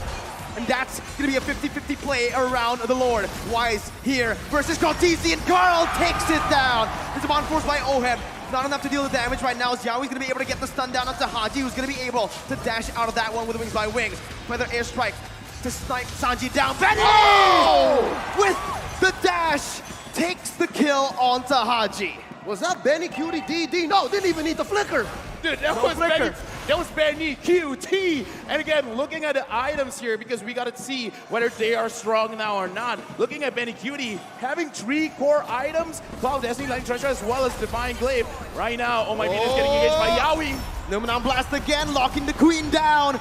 Venus gonna be chased down under the tier 2. Wise here providing the support. Carl TZ looking for an angle, but will back off for now. Tier 1 falling in the mid lane. Echo pushing the pace and the tempo. Thou shalt not take my queen, says Wise. Echo pressuring mid lane tier 2, even tier 2 down bottom. That's Sanford going solo, Lord up top. Echo is 5K ahead here, 11 minutes in. It's still not over because Blacklist International, they can still come back because they have a very beefy front line, as well as a lot of damage coming in from Haji and Oheb. Oheb just finished the Holy Crystal. Looking at the damage from Haji. Haji can't connect it just yet. Carl TZ is spotting people out. The Lord is here. Will Echo engage? They will. Numenum Blast charged up already. Just to zone the other members away as Oheb jumps in with his force. Wise in the front lines, providing the support. Real world manipulation, baited in. Sanji not dealing enough damage for now. Blacklist just backing off. Echo doing the same thing, noticing they have the lead. It's disciplined plays from Echo. Relatively safe defense and siege from Echo. They did their best to get the most out of that Elemental Lord, but we have a Luminous one possibly coming up in a minute and a half, forcing out a feathered airstrike. Echo is relentless. They're not leaving. Yeah, but look at the way Blacklist, they're defending themselves because they're not necessarily sacrificing their own HP just to defend their base. Like, they're defending everything without taking too much. So now Blacklist, they're preparing themselves. In case Echo wants to engage, they can fight back. The problem is, Echo, they're not engaging. They know that they have a lead and they're not going to lose the lead. Looking at the items as well, oh, but before that, Looks like everyone is just clearing everything out. Looking at Haji, he already has 2 main items. He's waiting for his own Holy Crystal. Once he has the Holy Crystal, the kill pressure is going to be a lot onto Echo. So right now, Blacklist, it looks like that's what they're waiting on. They're waiting for their carries to actually complete the items first. It looks like Echo has cornered Blacklist into their base, and this is the trademark Blacklist defense. A lot of teams worldwide have been on the receiving end of this defensive rubber band, and it's not impossible that Blacklist still comes back, but with Echo at 6K playing this defensively, playing this disciplined, waiting for this Lord coming up in 5 seconds, it looks like Echo also knows how to combat that. It's going to be really tough now with a 7,000 gold lead technically built up by Echo. But with Blacklist minimalizing their losses, it seems like despite that 7,000 gold deficit, they're still able to contest, they're still able to open up the map without grouping up as 5. Yeah, looking at the map as well, Blacklist, they're not really moving away from each other. They should understand that this Lord is going over to Echo for free. Having that Lunox makes it very difficult for you to contest. And that's the power spike we're looking at. Echo, this is the inevitable. They have set themselves up for success here.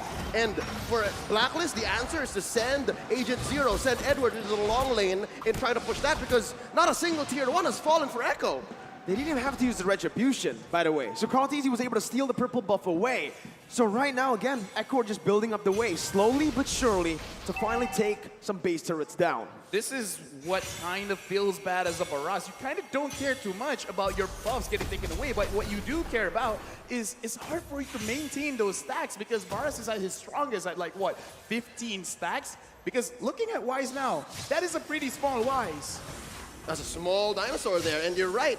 While Echo's taking away even the small camp, the small creeps in Blacklist jungle, and then freezing the waves, waiting for it to sync with this Lord, then this is the best that Blacklist can do. Oh, there's a couple of ults spent in. Oh, very low. And we're going to be caught in the Luminon Blast as Benny jumps in with the damage.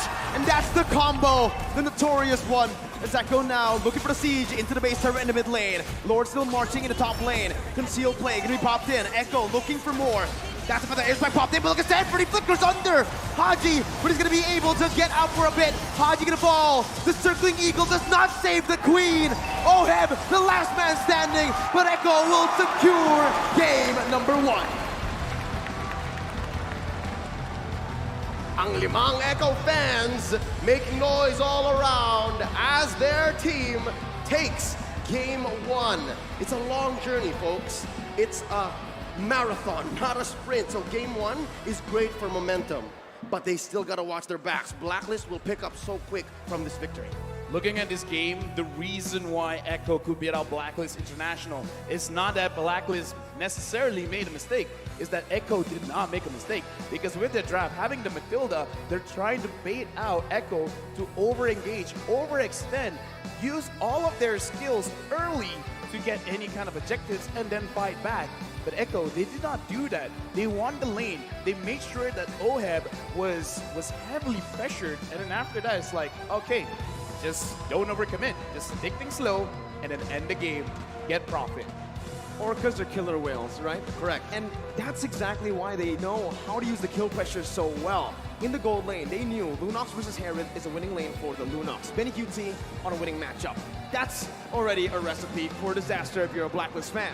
Now, they utilized that so much by ganking towards the Lunox. Early on, they weren't going to be able to find those kills, right? But as the Lunox progresses, with the levels starting to gain up, and with those items starting to stack up, that's when the Lunox gets the power spike in the mid-game, and they utilize that perfectly. Not just the laning phase, actually even in team fights, Oheb's Harith was in such trouble. Again, we saw there the winning moment from the eyes of Sanford. His Lapu-Lapu here, despite having a difficult 5 to 6 minutes, picked up. Again, I think he was just waiting for LaFell's timing and saying, you know what, I need a couple of kills, I need the blood, the Festival of Blood to have triggers, and the Bloodlust Axe. Exactly. And then even Oheb is in trouble. So with that being said, I think we're gonna need the help of our analysts to break this down. There's a lot that happened here, starting with the draft, a lot as well that went into the mid-game spike for Echo, and even Blacklist struggled to find the rubber band. That's what's scary about the squad, the Orcas. Again, you're right, they're killer whales. When they smell blood, they go for it, and they have perfected the execution, even when it comes to lore dances, fellas, right? It's so hard to deny that Echo knows exactly what's happening. So with that being said, we're just waiting for our analysts to call in because I'm pretty sure they'll have a field day with this. Ladies and gentlemen, we'd like to remind you that Battle Night is about to happen. That's happening on January 21st. We've got a lot going on, so make sure you log into the game. There's a lot of in-game bonuses that y'all can have, all right? Extra BP, star protection points, free hero access, epic skins that come out that very night, so make sure y'all log in, all right? That's happening on January 21st. Let's all celebrate the M4 World Championships. Whoever takes it home, whether it be Echo or Blacklist International, let's all celebrate and tell all of your friends. Now, folks, I think we've said enough here on the desk. It's Lafel, Mirko, and Leo throwing it over to the analysts because they're going to talk about the draft, show us who the MVP is, because I still think it's not so clear-cut. Real quick, who do you think it is? Oh man, it's a really tough Benny one Cutie. here. You're gonna say Benny, I'll say I'm saying Sanford. Both of the side lanes. Okay. You know Now what, I'm Sanji? confused. I have to swap. Sanji, there you go. You said because between Benny and Sanford, that's exactly the perfect setup or payoff. Who's who, right? I mean, like, okay, let's just slowly talk about it because Betty Cutie, he stopped the win condition for Blacklist. I mean, to be fair, Blacklist, they gotta win the river, they gotta win the jungle. But it could not happen even if, say, this game extends a little bit longer, right? Betty Cutie will scale up. Wise will not be able to sustain the damage coming in from the Lunox because, again, there's no Estes, there's no healing. He can run away, but when he comes back, it's not going to be much. So for me, it's Betty Cutie. Okay, Ding Ding, Sanford, or Sanji? You know what? I'm gonna make a last-minute change here. I think I'm gonna give it to Carl TZ, actually. The hidden carry. Okay, best in the world. Let's see who it actually is because it's time for the analysts to break it down. Hey, fellas, talk to us. Great MVP predictions so far. Thank you so much, Leo, Lafel, and as well as Mirko. Here at the Analyst Stand, we're going to break it down to you to uncover the mysteries of what this code is so far and what Echo is doing correct. My name is Gideon Q. This is going to be Most Wanted in Southeast Asia, Wolf, as well as Assassin Dave. You are going to be the mediator here, and it's important that you give a non-biased opinion. I repeat, a non-biased opinion. But with that being said, let's break down straight from the draft. I mean, so far, really strong start coming in from Echo. Now, I gotta say, I really like the Lolita come from Yaoi, because every time you give this player anything that can initiate, that can set up a good team fight, this player will pop off. And you saw it in the last game, right? The entire set of Echo, they had a momentum. They understand which objective do they want, which tower do they want to pressure. Yep. You saw Yaoi was set up camps on the top tier 1 tower, and they find a lot of early game pressure to make game pressure. Oh, there's already the code that Blacklist International has done, right? We know the pattern of what they're doing. Actually, if you're looking at that game, it's a pretty standard Blacklist game.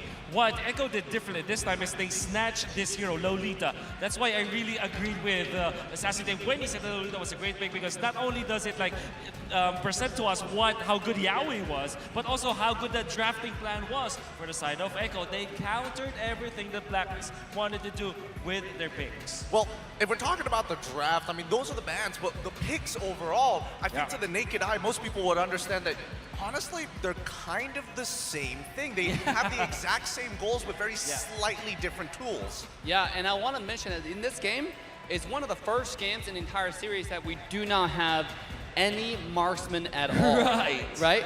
Like there's a Lunox versus Oheb on the Harith, on the go lane, which is quite interesting because Benny's Lunox actually counter Harith in the late game. You can one-shot with the combo that Lunox has in the kit, and you can look at items. Benny is fully decked out on damage items, no defense whatsoever. Yeah, he didn't need to because of the fact that he has a lot of feeling, right? You have Yakai to frontline for you, you have Lolita to kind of save you in those dire situations, and the Lapu Lapu as well. Blacklist International, like we said, this is the normal code, a standard place, like I'm on Blacklist International, but the order of picks allowed for Echo to actually kind of win over those matchups. Lapu Lapu kind of wins versus Benedetta in many regards. Akai can win versus the Akai if you think about it, it's kind of 50-50 if you think about it, but of course Yaoi, not only did he prevent like the combo of Blacklist International, he also protected their own Lunox. That's why I really like how Echo designed game number 1. Yeah, and I like it too. Personally, when it comes down to the little details, the little tools that they have, I mean, the fact is, Yves, it's really hard to break her out of the real world manipulation unless you have a suppress. And again, I mean, Oh My Venus can't really do much about it. The same goes for Edward, but you can't say the same thing for Echo because you have Lapu Lapu jumping in on the far side, which already is one difference maker. Let's not forget about the invulnerability coming out of Benny QT.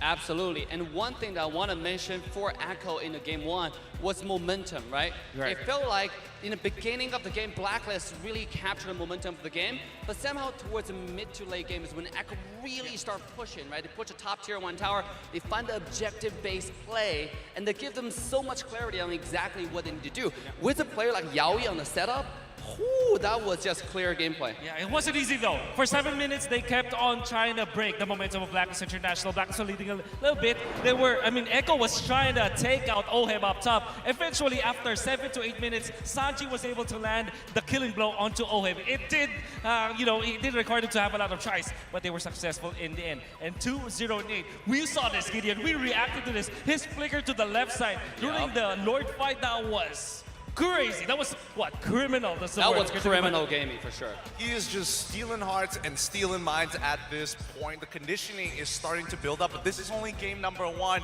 So people at the caster's desk, this is your MVP going over to Sanji. Ooh. I'll let that sit in for a little bit longer, but I think, we really have to make sure that the draft doesn't escalate for this, especially if you are in Blacklist's position. Are there adaptations that we're expected to see? Yeah, and Sanji, well-deserved MVP here. I want to mention one of the lore fight, you talk about he flickered to the left side. That was beautiful, and also he was lingering with 1 HP, right? Yeah. Very little HP, and he still has so much impact. Just to show you how much impact he had in the early game, this is from the beginning of the game to 5 minutes. You can take a look at Sanji's heat map, right? This guy in the mid lane was dominating the mid lane and started rotating towards EXP because Turtle was towards the bottom side in the beginning of the game. Yeah, and then eventually you will go to the gold lane where they want to really kill OHEB back up top. They know that the way for them to win the mid-game team fights is to deny OHEB to the farm.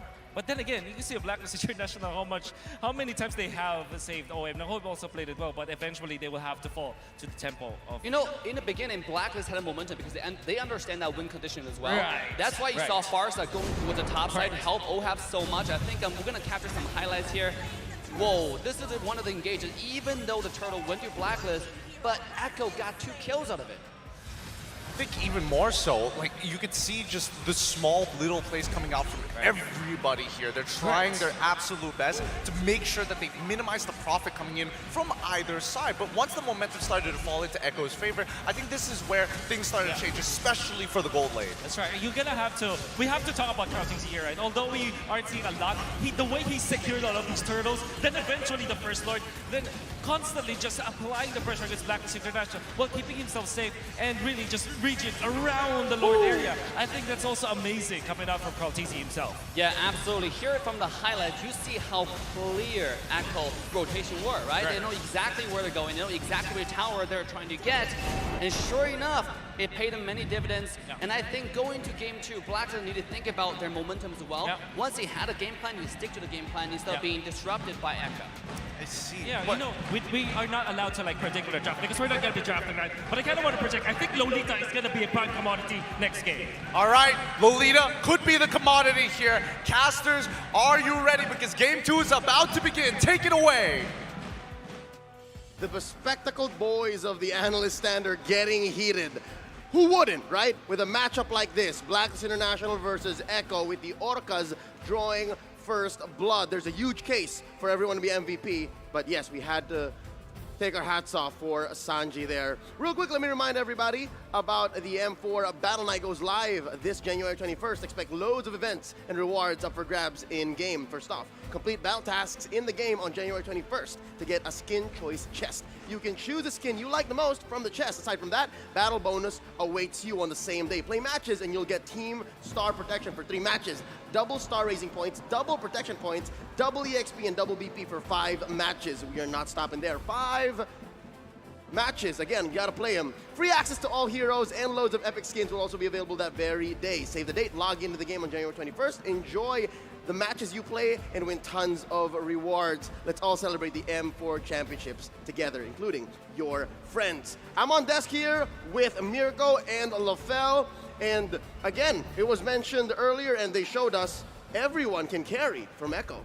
And that's why we had such a hard time predicting the MVP for game number 1, right? Because, sure, you said it was Benny. Benny did maybe close to the most damage onto the Barats, especially just melting him down. Sanji with very good zone, very good damage too. In the end, I said Carl Tizzy, right? Because the way they played in that team fight was every single member from the side of Echo had their own agenda, had their own tasks, right? They were going to dish out damage. Some of them are going to put Blacklist in a disarray where the front to back that Blacklist have drafted for themselves would not work. Meanwhile, Blacklist, they played for this one vision, one mission. And that's what gave Echo the upper hand. So now we got to look at the hero pick recap. And yeah, Sanji did a lot of damage. 59,000 damage. That is a lot. But yes, like you said, the way that they're moving around with this draft, I would say this is quite a difficult draft for you to play discipline at, because there's a lot of ways for you to start the fight. So you are tempted to actually start the fight. But the way that they're doing it is they completely understand we don't have to. As long as Blacklist are not here, are not present to protect their turrets, to protect their jungle, then we're just gonna focus on getting the objectives. Like we see Echo, they can play explosively. But it looks like for this game, they have very much matured. And I like that I said before, they learn fast, and they learn very fast. In this game, they're only doing what is necessary. Yep, in hindsight, given what Echo has employed, it's a clear box strategy. Again, you see it on the map. It's the Eve, and then you have the Akai who either pulls someone in or pushes them out. For Blacklist, I think they were put into a position, forced into a position wherein they had to break that box. If they couldn't, then they were on the back foot, and that's why Game 1 went to Echo. And I love the fact that in the early game, right, Echo, the way they played it was they're completely fine with actually throwing bodies at Blacklist International. Sure, here, have a frontliner, have another, because it's always just Yaoi and Carl Tizzy who actually gets taken down, right? With that, they give so much space to the other carries, the Sanji, the Sanford, and even Benny to pop off. And folks, with that being said, it's so important, again, to pay attention to the draft. You can't go into war without the right tools, the right equipment to win you those battles. Going into game 2 here, it's about time we get into the draft. LaFell, what changes do you expect? I'm expecting a change in the way that they're drafting for OHEB, because even in their key to victories, you got to look at OHEB to really carry the game, and for him to have an easier time, he needs to make sure he wins the lane. Sometimes that does mean you're going to delay your hero a little bit, potentially getting banned out in the later stage of the game, but at least you have the information to know what's going on. And in fact, looking at the draft right now, we talked about it in the pre-show where Blacklist International, they do the best as a second pick. So far right now, in the first pick, they don't have the necessary information of what Echo wants to do. So, you know, it's one of those things that we don't talk about so much, but as a team, not having their preferred, I would say, side to the pick and ban may actually hurt them as well. And that's exactly what's very interesting here, right? Because Echo, they do better in the first pick position. Now they're actually popping off on the red side of the map, second pick. Meanwhile, for Blacklist, like you mentioned, they do enjoy being the second pick a bit more. We saw from the statistics earlier on, 72% win rate. But here, you can see the adjustment also made by Echo. In game number 1, they banned out the Estes in the second phase of draft. Now, they're prioritizing it here, but they're leaving out a hero. Open. Blacklist did this. They banned it. Fredrin. And now, this just shows the priorities that Blacklist have. Being here in blue side, having that one pick is so powerful because you get to build the lineup around it. And the answer by Echo is a Farsa and a glue. The glue, more of a hero that we don't ever see. And given that the Fredrin was the focus for Blacklist, now Echo have, again, solid choices for drawing that box. My question is, because they're picking up the glue, are they like trying to bait Blacklist International to picking up the Faramis? Because the Faramis is one of the counters for glue, but it looks like they're not going to bite. They're just going to take the Valentina. Nope. And this shuts down a lot of playmaking ultimates, just like the Grok with his wild charge. But before we go even further, this is a quote by Tic Tac. Their chemistry is really solid since they've been together for a long time. It's so hard to cut them down. This is the hardest part in fighting Blacklist International. And I completely agree, Coach Tick. They have been together even before they won the World Championship. Yep. And now, A year has passed, and they're still here. They're still making a claim for that trophy that we're all looking at the center of the stage. Going into the second phase, Echo bans out XP lane choices because, again, Sanford's happy with the glue. They go ahead and ban out the Lapu-Lapu. I just gotta say, there's an odd absence of joy. Yeah, the joy here not really going to be prioritized by any of the teams in the first phase. Heck, we might even, we might even actually see it ignored completely in the draft for game number 2. Joy is a bit of a gimmick hero. That's what I call her, right? Because it's all about just distracting the enemy team. Anyways, though, I do want to talk a little bit about this XP lane or just Blacklist International's draft, because in a lot of their drafts here, we usually see that Fredrin is used as a flex pick. Not for Blacklist, though. Every single time the Fredrin is picked up by Blacklist, well, not every single time, but 90% of the time, it's jungle, right? Yeah. They always want a playmaker on Edward. That's the reason you're still seeing that Lapu ban here, the respect being given out, and also the Claude ban. They want to get rid of a hero that can blink out of the Detonus Welcome, can blink out of the real pure engage from the glue, and even from the poke that's coming in from the Farsha.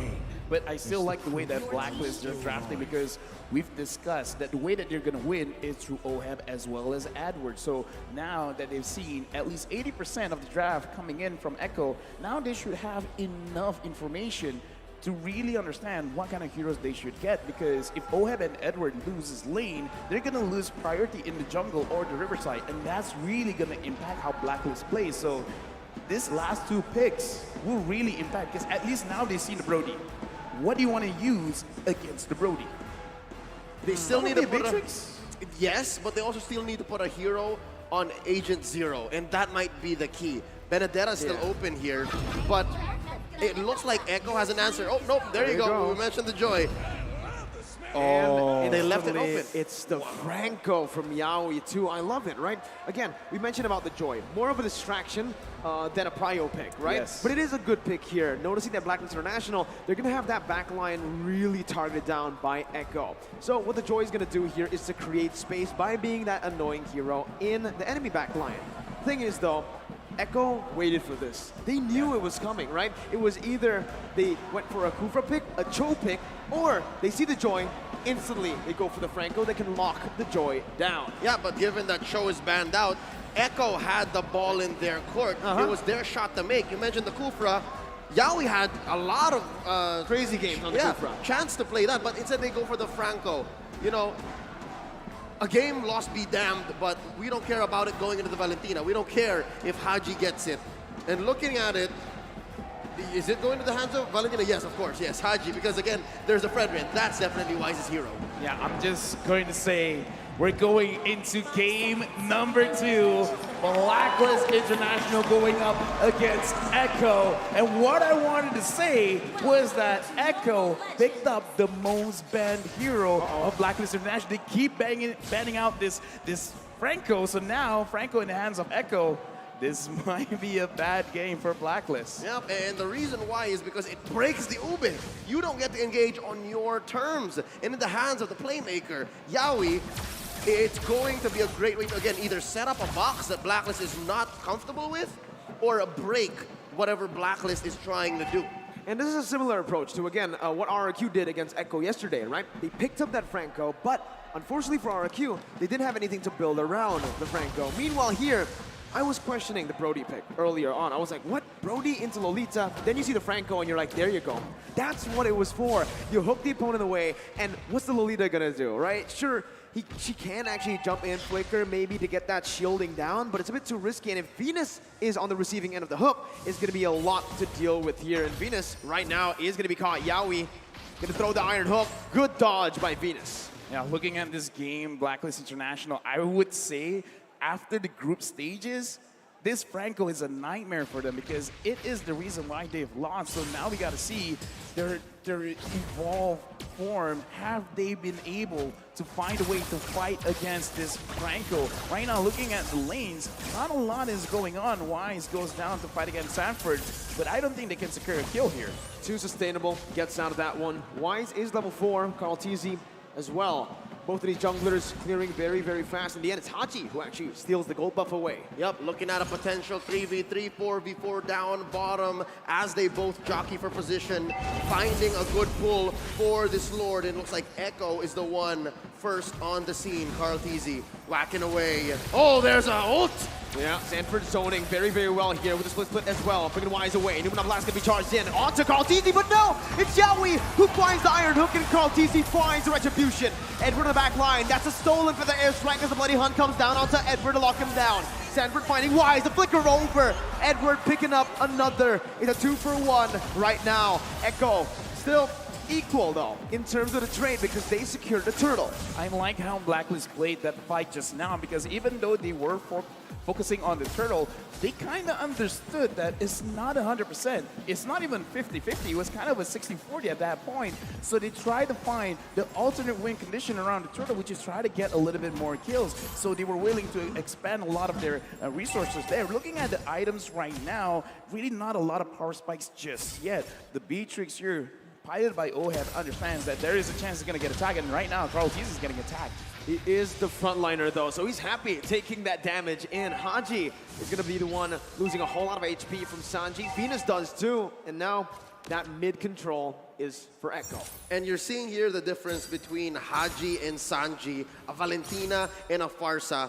It seems like now, when the ult is ready on Sanji, he's just willing to pull it out and then force Haji to respond. It's all about timing. It's all about engagement. Oh. And Yaoi, did he do it? No, the Filipino sniper still confirms the gold crab. That was an insane calculation, man. An insane micro play by OHEB, right? He knows exactly how it was going to go down. Even with the snipes there.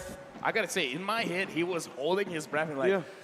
1, 2, pump, just get it. And I just want to touch a little bit about the emblems because in terms of scaling, I kind of feel like Blacklist, they have an advantage because OHEB is using a marksman emblem compared to BennyCutie using the assassin emblem. He's going to have a lot of damage, but still, in terms of scaling, Blacklist, they have it in the bag, and now looks like Echo, they're just going to push Blacklist away. Don't push too hard. Oh, not an engagement that Echo wants to go for because, again, they spent a few ults there. Mind you, Yaoi still has the Bloody Hunt, still has a hook waiting on him. BennyCutie as well, torn apart memory, goes for a pull. Numenor Blast charged up by the Queen. That is welcomed by KarlTzy. And KarlTzy is going to be able to spin him out. That's the Bloody Hunt locking Edward down. Edward taking low, but still able to survive for now. Torn apart memory going to be popped in as Benny flickers forward to pick up the kill. Turtle over to Blacklist right now as Sanford jumps in with Swift Split, bringing Venus back for the damage to come through once again. Sanji picking up. Yaoi almost finding the Iron Hook. That's the immobilized. Haji forced the flicker out, and Echo will be able to take the better trade. 2-0. Turtle goes over to Blacklist, though, as well. It's actually Echo who took it. Wow, clear win now for the Orcas. Yeah, clear win because they have a lot of bursts in the early stages of the game because Wise being in the front line, he can CC them for a bit, and OHEB, that was lucky that he did not get hooked, and so far OHEB will be fine. Looking at the items, clear power spikes right now. Looking at Edward, he's not going to be tanking a lot, but he can do a lot of damage because of the Genius Wand, so as long as he can prolong the fight, he can really help himself out, as well as Haji. Speaking of which, Haji is using a scale kind of itemization, so he's not going to be too strong right now, but I would say in 8 minutes, he's really gonna power through Echo. Yeah, and honestly, I do really want to talk about how Blacklist International are negating the bully potential from the Brody, right? Because earlier we saw the lane frozen by BennyCutie in that lane. Wise instantly stopped by into the gold lane, even risking his life just to help OHEB clear it out. And this is what's going to get Blacklist to that item power spike for OHEB in the gold lane. The Beatrix has been farming very well, considering that he is in a losing matchup up against that Brody. Yep, and we're just waiting for that to flourish. We're just waiting for that to get the payoff. Bottom lane, though, you see the XP laner just leaving constantly. Very good wave clear from both the Joy and the Blue. Oh, the pull on Wise! The Iron Hook, and that's going to be Bloody Hunt. Chain in, but that's just welcome as Edward jumps in with a lot of damage coming down. Sanji with the wings by wings, getting out. Numenor Blast center for the airstrike stolen away by Haji with the IMU. Bennett's Rage, able to find the kill onto Sanford. KarlTzy going to be gunned down. That's the Iron Hook to provide the peel necessary for KarlTzy. It's a 1-for-1. The XP lane traded in for the jungler. Wait, look at BennyCutie. Oh, watch out, Benny from the back line. OHEB hasn't spotted him yet. We're going for the turtle. There's the pull. Yaoi as well. Look at this. Prime positioning. from the Echo squad. Oh, he's revealed. There's the hook. Yeah, we missed it. Gonna be stunned up. Venus actually onto the turtle. Karl'Tezi with a quarter of his HP bar.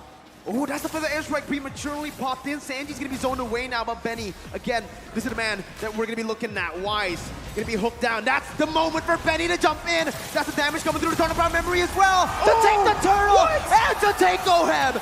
Karl'Tezi with a Deathless Welcome. Not going to be able to find it just yet. Sanford onto Venus, bringing him back. Lunar Blast to be popped in, but it's not going to be able to get charged all the way. Edward, sunned up, suppressed. Bloody Hunt popped in. Yaoi going to fall to the hands of Edward as Sanford still wants to keep on going. Sanji rotating back into the mid lane. Wise going to be brought back. It's a pause here in the 7th minute of the game. Messy engagement, and the payoff was just about to come up. Benny Cutie able to hide in that bush, put a few marks on several members of Blacks International, plus on the turtle, which allows Echo to pummel on through forward, but you can't discount the fact that Blacklist played that very well as well. Yeah, Blacklist played it very well, but again, Benny Cutie just understanding the situation, not understanding like just his hero, just Blacklist hero, but he's like, okay. Because I kind of feel like a lot of people looking at that situation, Oheb was kind of isolated by his team. It was prime position to just stun him up, get some stacks in, and then just kill him off just like that. But he's like, no, I'm going to wait, SA. I'm going to make sure everyone is close enough. He gets into turret range. He can get stacks onto a lot of people and get maximum value from his ult. And that's what he did. He got maximum value from his ult. And again, there's a very thin line between, I guess, a mistake and being loco, right? That was pretty loco. That was so close for it to being a mistake, but the fact that Benny's still alive now, at the cost of Karl'Tezi's life, it allowed for it to be loco. And it comes down to trigger discipline, right? The fact that he was in the bush for so long, even Yaoi is spotted, and he's still stuck. He was like, and okay, no one checked the bush I'm as well. committing, bro. I'm committing. And he committed, right? Because Yaoi was spawned out already, they were like, no way. There's no way a Brody is waiting in that bush. Yep.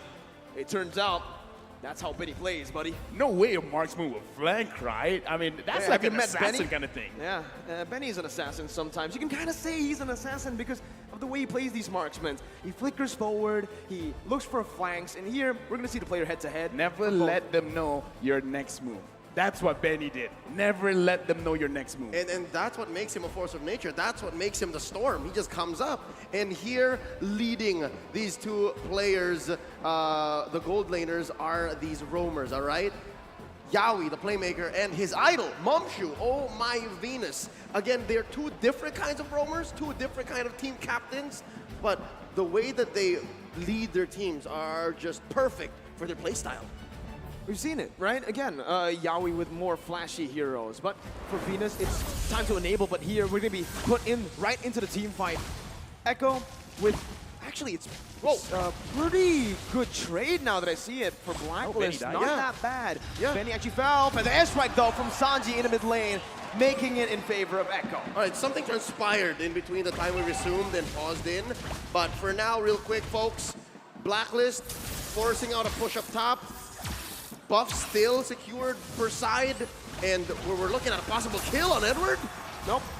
That's Edward for you. Gets out in relative ease again, right? Echo trying pressure, but now it's just for Blacklist International to punish in the goal, well, in the other side of the map, which is going to be the XP lane. They even tried to deny as much as possible from Benny, forced to use the torn apart memory to get those last hits. This is the world stage, so I'm allowed to be a little bit more critical looking at the way that the game is transpiring. We just spoke about this. Yaoi versus Venus, and Yaoi is going to be able to find that iron hook. Connecting onto Wise, bringing it back under the tier 1, and that's everyone collapsing. Benny with a torn apart memory back up on that cooldown is going to be able to secure it. Feather airstrike now on to Haji and Oheb. Haji going to be stunned up, has the feather airstrike, but both teams disengage. King and the Queen in a flash goes out. I mean, Edward able to make the most of a bad situation, but LaFell, what does this mean? First of all, I just want to say I'm so glad I was interrupted because I was about to say Blacklist was actually looking pretty good because Oheb is going to scale up and Yaoi's not hitting the hooks, but never mind. Yaoi got a very crucial hook, and the thing is, this is the time where Benny Cutie, I would say, is almost at his max because he already has his Blade of Despair as well as the Fury Hammer. Enough penetration, enough raw damage damage. This is the time you force the fight. This is not about waiting. If you see an opportunity, just go for it. And it looks like Blacklist has already found their window. Haji pulling out Sanford, Carl Teasy losing the pull battle against Wise. Blacklist have a small favorable position over the Lord. It's closer to the south, closer to Wise. If they spot on Venus, Yawi throws out a hook. Now the Lord dance continues. It's a very slow Lord dance. It's a macro-centric play here. Mid-control. Steel fought for, and that's concealed though. Yeah, we're gonna be able to find Haji with Bloody Hunt as well. That's the damage coming through, and a turn apart memory finds its mark. The Venom Rage to follow it through. Yeah, we're gonna be taken down. Sanford jumps in with split. Venus putting them on blast, stunning him up right now. Carl Teasy gonna be taunted up. Kind of airstrike to the back line. Oh, it's gonna be bomb caught. Wise now with the Appraiser's Wrath. Still able to sustain for a bit as Sanford still on that split. He jumps back away. Venus thinking low. That's gonna be Benny dealing out of damage. Now with the turn apart memory. Benny QT with a flicker forward again. Styling on Blacklist International.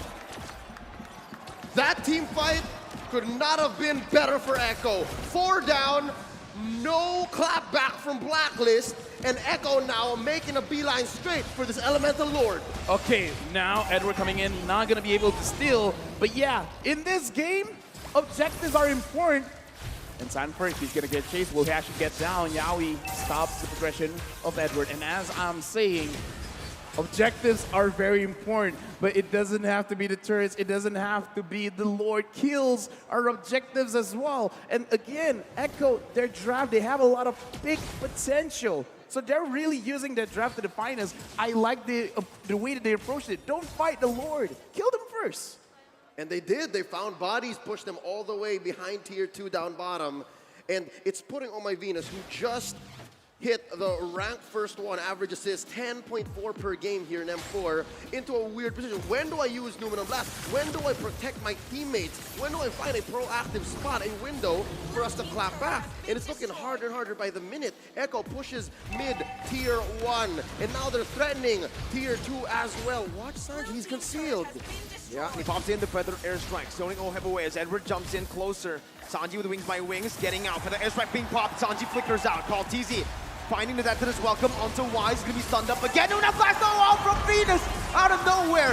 Sanford still in the front lines. Benny QT dealing with damage right now as Edward's gonna be able to jump into the back line, but the Bloody Hunt catches Edward, and a torn apart memory silences him, takes him down. Sanji with wings by wings. Oheb gonna be taken low, forced to flicker out by Yawi, and Sanford flicker forward. Now Echo still on the march with the Feather Airstrike taking Venus down. Haji is all alone, terrifying Yawi. Still able to survive with Iron Hook. Connects again, and Echo have wiped out Blacklist International.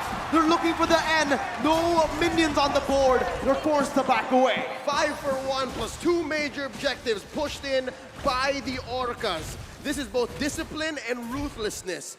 LaFell, where'd they pull this from?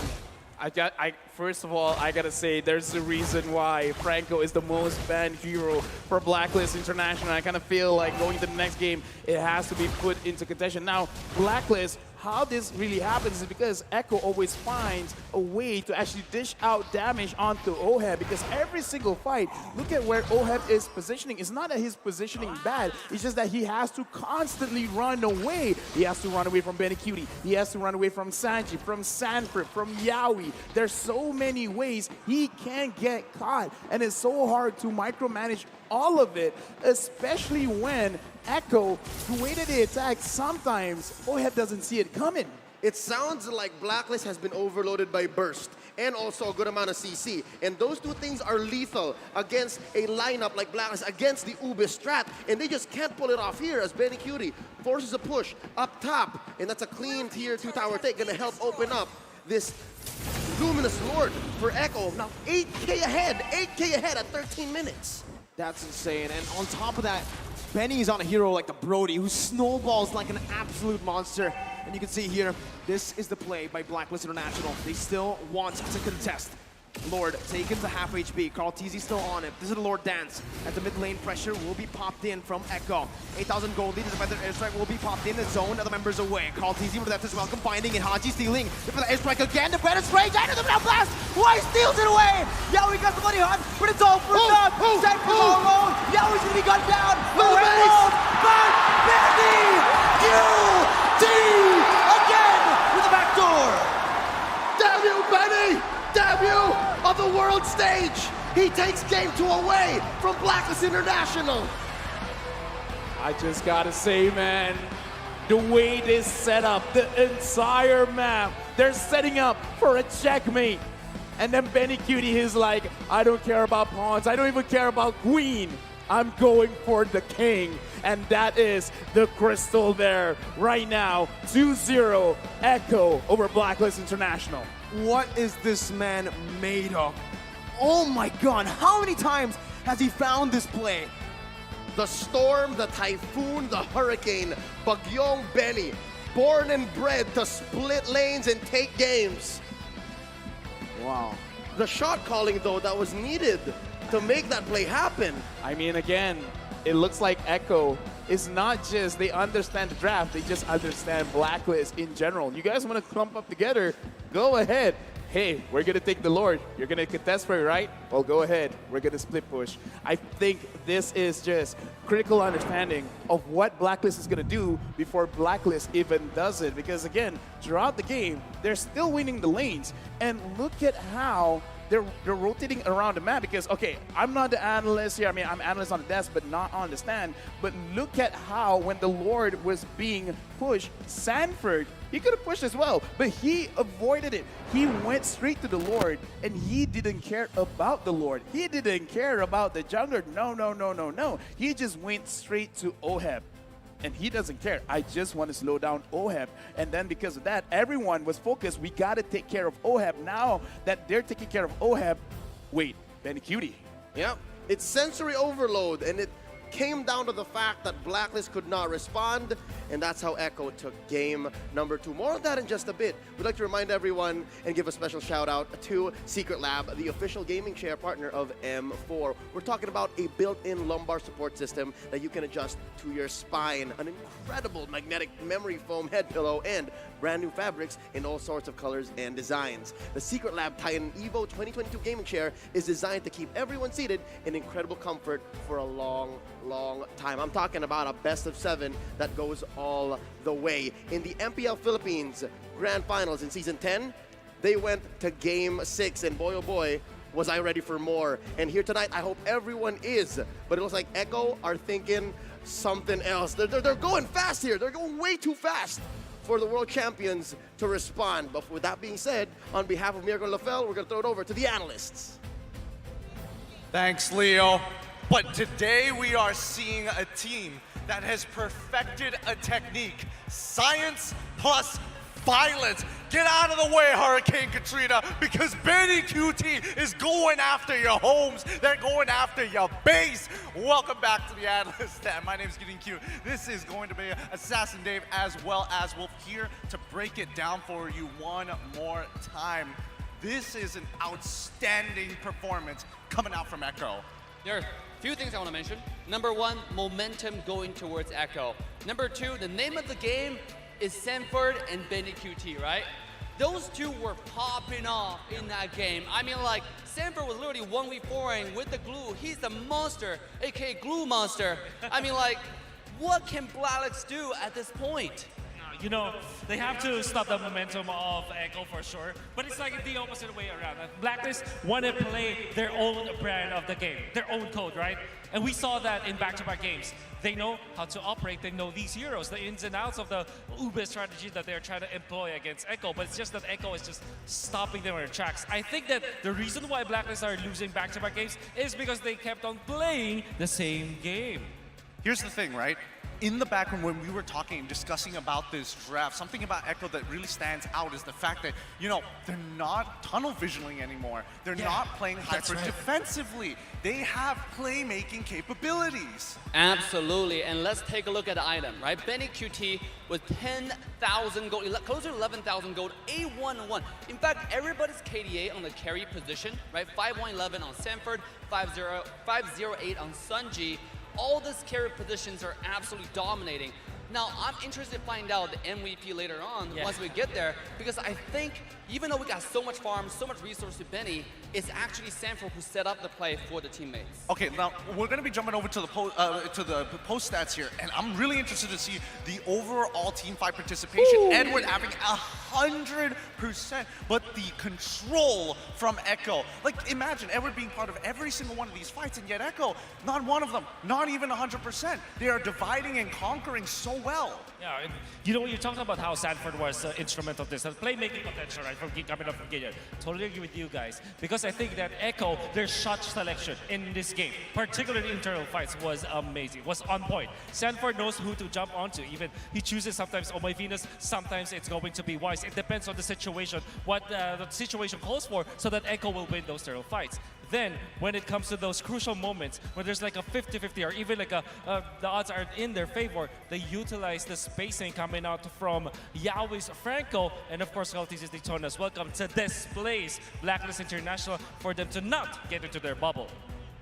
Absolutely, right? Sanford on the glue monster was insane. He has pinpoint accuracy. You're absolutely on point on that. He knows exactly which person to carry away, right? In objective, in turtle fights, and also in lore fights. Sometimes to get to the backline. I remember this one time when Benny Kuti flickered in for the ultimate for 200 par memory, get a double kill, and that was all set up by Sanford. He was literally 1v4ing, taking all the damage and staying alive. Personally, for me, I don't know what the communications coming in from Echo is going to sound like, but I can't wait for them to drop it. But let's have a look at the MVP of this game, Benny QT. Domination, and more importantly, nobody escapes this hurricane. And I think that it is now safe for me to say, for all over the world, that he is now the holder of the gold standard, gold lane standard. The way he positions himself is amazing to look at. It's textbook, right? If you want to learn how to utilize and position a marksman, do look at Benny QT's games because of how he's able to just win the matchups in the laning stage. Eventually, team fights, his timing with the flicker and the ultimate was phenomenal. Yeah, and one thing I want to point out about Benny in this game, he put out the very characteristic and very special Echo-style split push, right? The marksman split push in the late game. Just when you think, okay, the Brody has to be in the team fight. I mean, it's a marksman, that's the most damage source, he got the most farm, he has to be here. And the next thing you know, your base is gone. This guy has 45% kill participation only, and yet he's the win condition, right, for the team. All right, let's sniff out a little bit of how Benny QT actually plays the way he does, how he positions himself with the heat map from 5 to 10 minutes here. He's supposed to be the cleanup crew for the rest of the squad. Walk me through this here. All right, so he started with the top lane, right? But at 5 minutes where the turtle is gonna respond, a second turtle of the game, he was there. Look at him, look at that bush, this between the purple buff and the turtle. He stayed for that for a long time, then found an opening during the turtle fight, take out Oheb. That was a great play. Look back at that play. Afterwards, though, he went to the XP lane. He knows that the gold lane is already done for. All they need to do is to get more influence in the other part of the map so that they can set up for the next turtle. I mean, so far this game has been looking super dominating here, and if we look at the MVP highlights overall, that play. When does Blacklist actually, try and come back if you were in their position? Benny QT he's like assassin marksman player. Yeah. You know, like he's always behind you on the side of you. Oh, this is a beautiful play by the entire side of Echo. He started off with a hook flicker from Yaoi, and then the ultimate, beautiful ultimate from Faraz the Dinosaur. It just shut down the V-Vice combo, right, from the side of Blacklist. And take a look at the bottom side. This is where Semper set up the play. And Benny QT flickered and finished off the kill, the executioner. I want to see the split push in the end. I think that highlight was just so good. How does this guy just quietly and sneakily go into your base and take everything?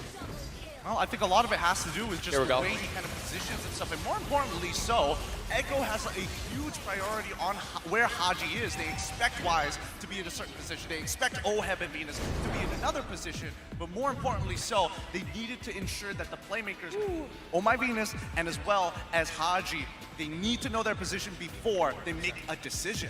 And Blacklist International kind of plays plays the same game. They're very good at it. I'm not saying that they're bad at it or that it is a mistake for them to keep on doing it because that's their winning formula. But it feels like in games number 1 and 2, Echo just read through that, knows the steps that they're going through, and then counted them every step of the way. They broke the code. There has to be a little bit of a curveball for Blacklist come game 3. They broke the code. What can I say? Wait, it's not have to relax, bro. over. You have to Yeah, relax. it's not over just yet. It's a best of 7, but let's see what Marikar are up to. It feels like in a land of down with all of the heroes and the players, important player, we have Dlar and Marky. Halo Dlar, apa kabar? Baik. Baik. Coba dong disapa dulu pakai bahasa Indonesia dong. Indonesian words. Bisa dong, tapi masih sedikit. Oh, he can do, but only a little bit. Okay, sample. Ako udah makan tadi. Oh, what does that mean? That means he have eaten. Okay, what can you say in Bahasa? Ako makan nakdi. Oh, translate, Pilar. Translate. Translate in Tagalog. Yeah. Kumain na daw siya ng McDo. Oh, okay. Okay, did you guys expect it was gonna be a 2-0 for Echo? Did you expect that performance from them? Sa akin, hindi kasi sa tingin ko, dikit lang yung mga laban dapat. Kasi alam ko yung blacklist, laging handa yan. Okay, he wasn't expecting it because the games are too close and he knows that blacklists are always prepared. Dilar. Sa akin naman ina-expect na unang aabante yung Echo. Kasi meron silang momentum, galing silang lower bracket eh. Oh, you expected Echo to advance because they have the momentum because they're coming from the lower bracket? Okay, now, Dilar, you've been with V-Wise for 4 seasons. Even before MPL, you were with them. If you can give us an inside scoop because you know V-Wise really well, how do you think they're reacting right now with 0-2? What's going through their mind? And usually, what do they say and do when they're backstage? Tingin ko dito nagagana si Venus eh. Kasi sobrang galing niya sa gantong parte. Kung paano mag-adjust, tapos pag dumamang yung kalaban, alam niya kung paano babaliktarin yung laban. He thinks this is Venus' strength. This is what he's really good at. When they're down, he knows how to flip it around and use it against their opponent. So what are they gonna do for the next match? For the next game? Marky, what should they do? Marky! Bigatron! Sa tingin ko, ilalabas na nila yung mga tinatago nilang bala eh. Oh. Marami pa silang papakita dyan. He knows that they're gonna be showing a lot and they're gonna take out their hidden bullets, their hidden cards, their hidden ace. How hard is it, you know this, as a player, how hard is it to bounce back from a 0-2? How difficult? Tingin ko depende talaga sa mentality ng player. Kung gaano sila kalakas mentally, ganun. Kapag ganito yung laban, especially pag best of 7. It depends on the mentality of the players, how they're prepared mentally, especially in a best of 7. But do you have any prediction for this match, this grand final match, Marky and Dlar? Prediction? Goa, still blacklist. Blacklist? Score?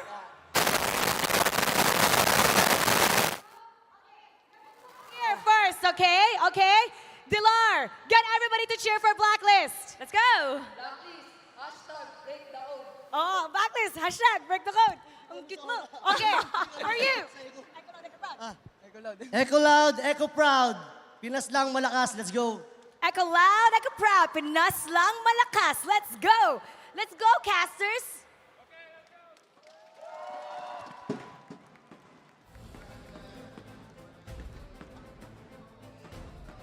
Here from our M3 grand finalists now playing for Indonesian teams Marky and Dilar. Before we talk about how we're going to set up for Game 3, how possibly Blacklist could start making their comeback, I'd like to tell you all about Gank. Never got a style when you wear in game with Gank, a lifestyle fashion brand made for the modern gamer and is the M4 World Championship official merchandise partner. Grab the M4 merchandise at www.gank.asia today. Mirko, it's odd to see our defending champions be put up against a wall like this. It's strange, very strange, right? Because they even met in the upper brackets, right? Blacklist and Echo, when they met, Echo were able to take game number 1, but then game number 2, you saw that Blacklist was able to fight back. Here, you can see that Echo, we mentioned this earlier on as well, they have learned and they have progressed through the lower brackets, now 2-0. Up against Blacklist International, who are still, playing the same way that they did in the upper brackets. Now, here is, this is where me, as an analyst, I'm going to give my opinions because As we're looking at the hero pick recap, I'm actually going to talk about how they're playing the map, because in the game, in Mobile Legends Bang Bang, it's about a game of trades. What do you want to trade for something else? Do you trade kills for objectives? Do you trade objectives for kills? Do you trade your buff in order to get your opponent's buff? And the way that Echo has been setting things up, they're setting up by focusing on one lane, getting a lot of resources there, and setting up a potential backdoor for Benny Cutie. So every single turret that they get is they're setting for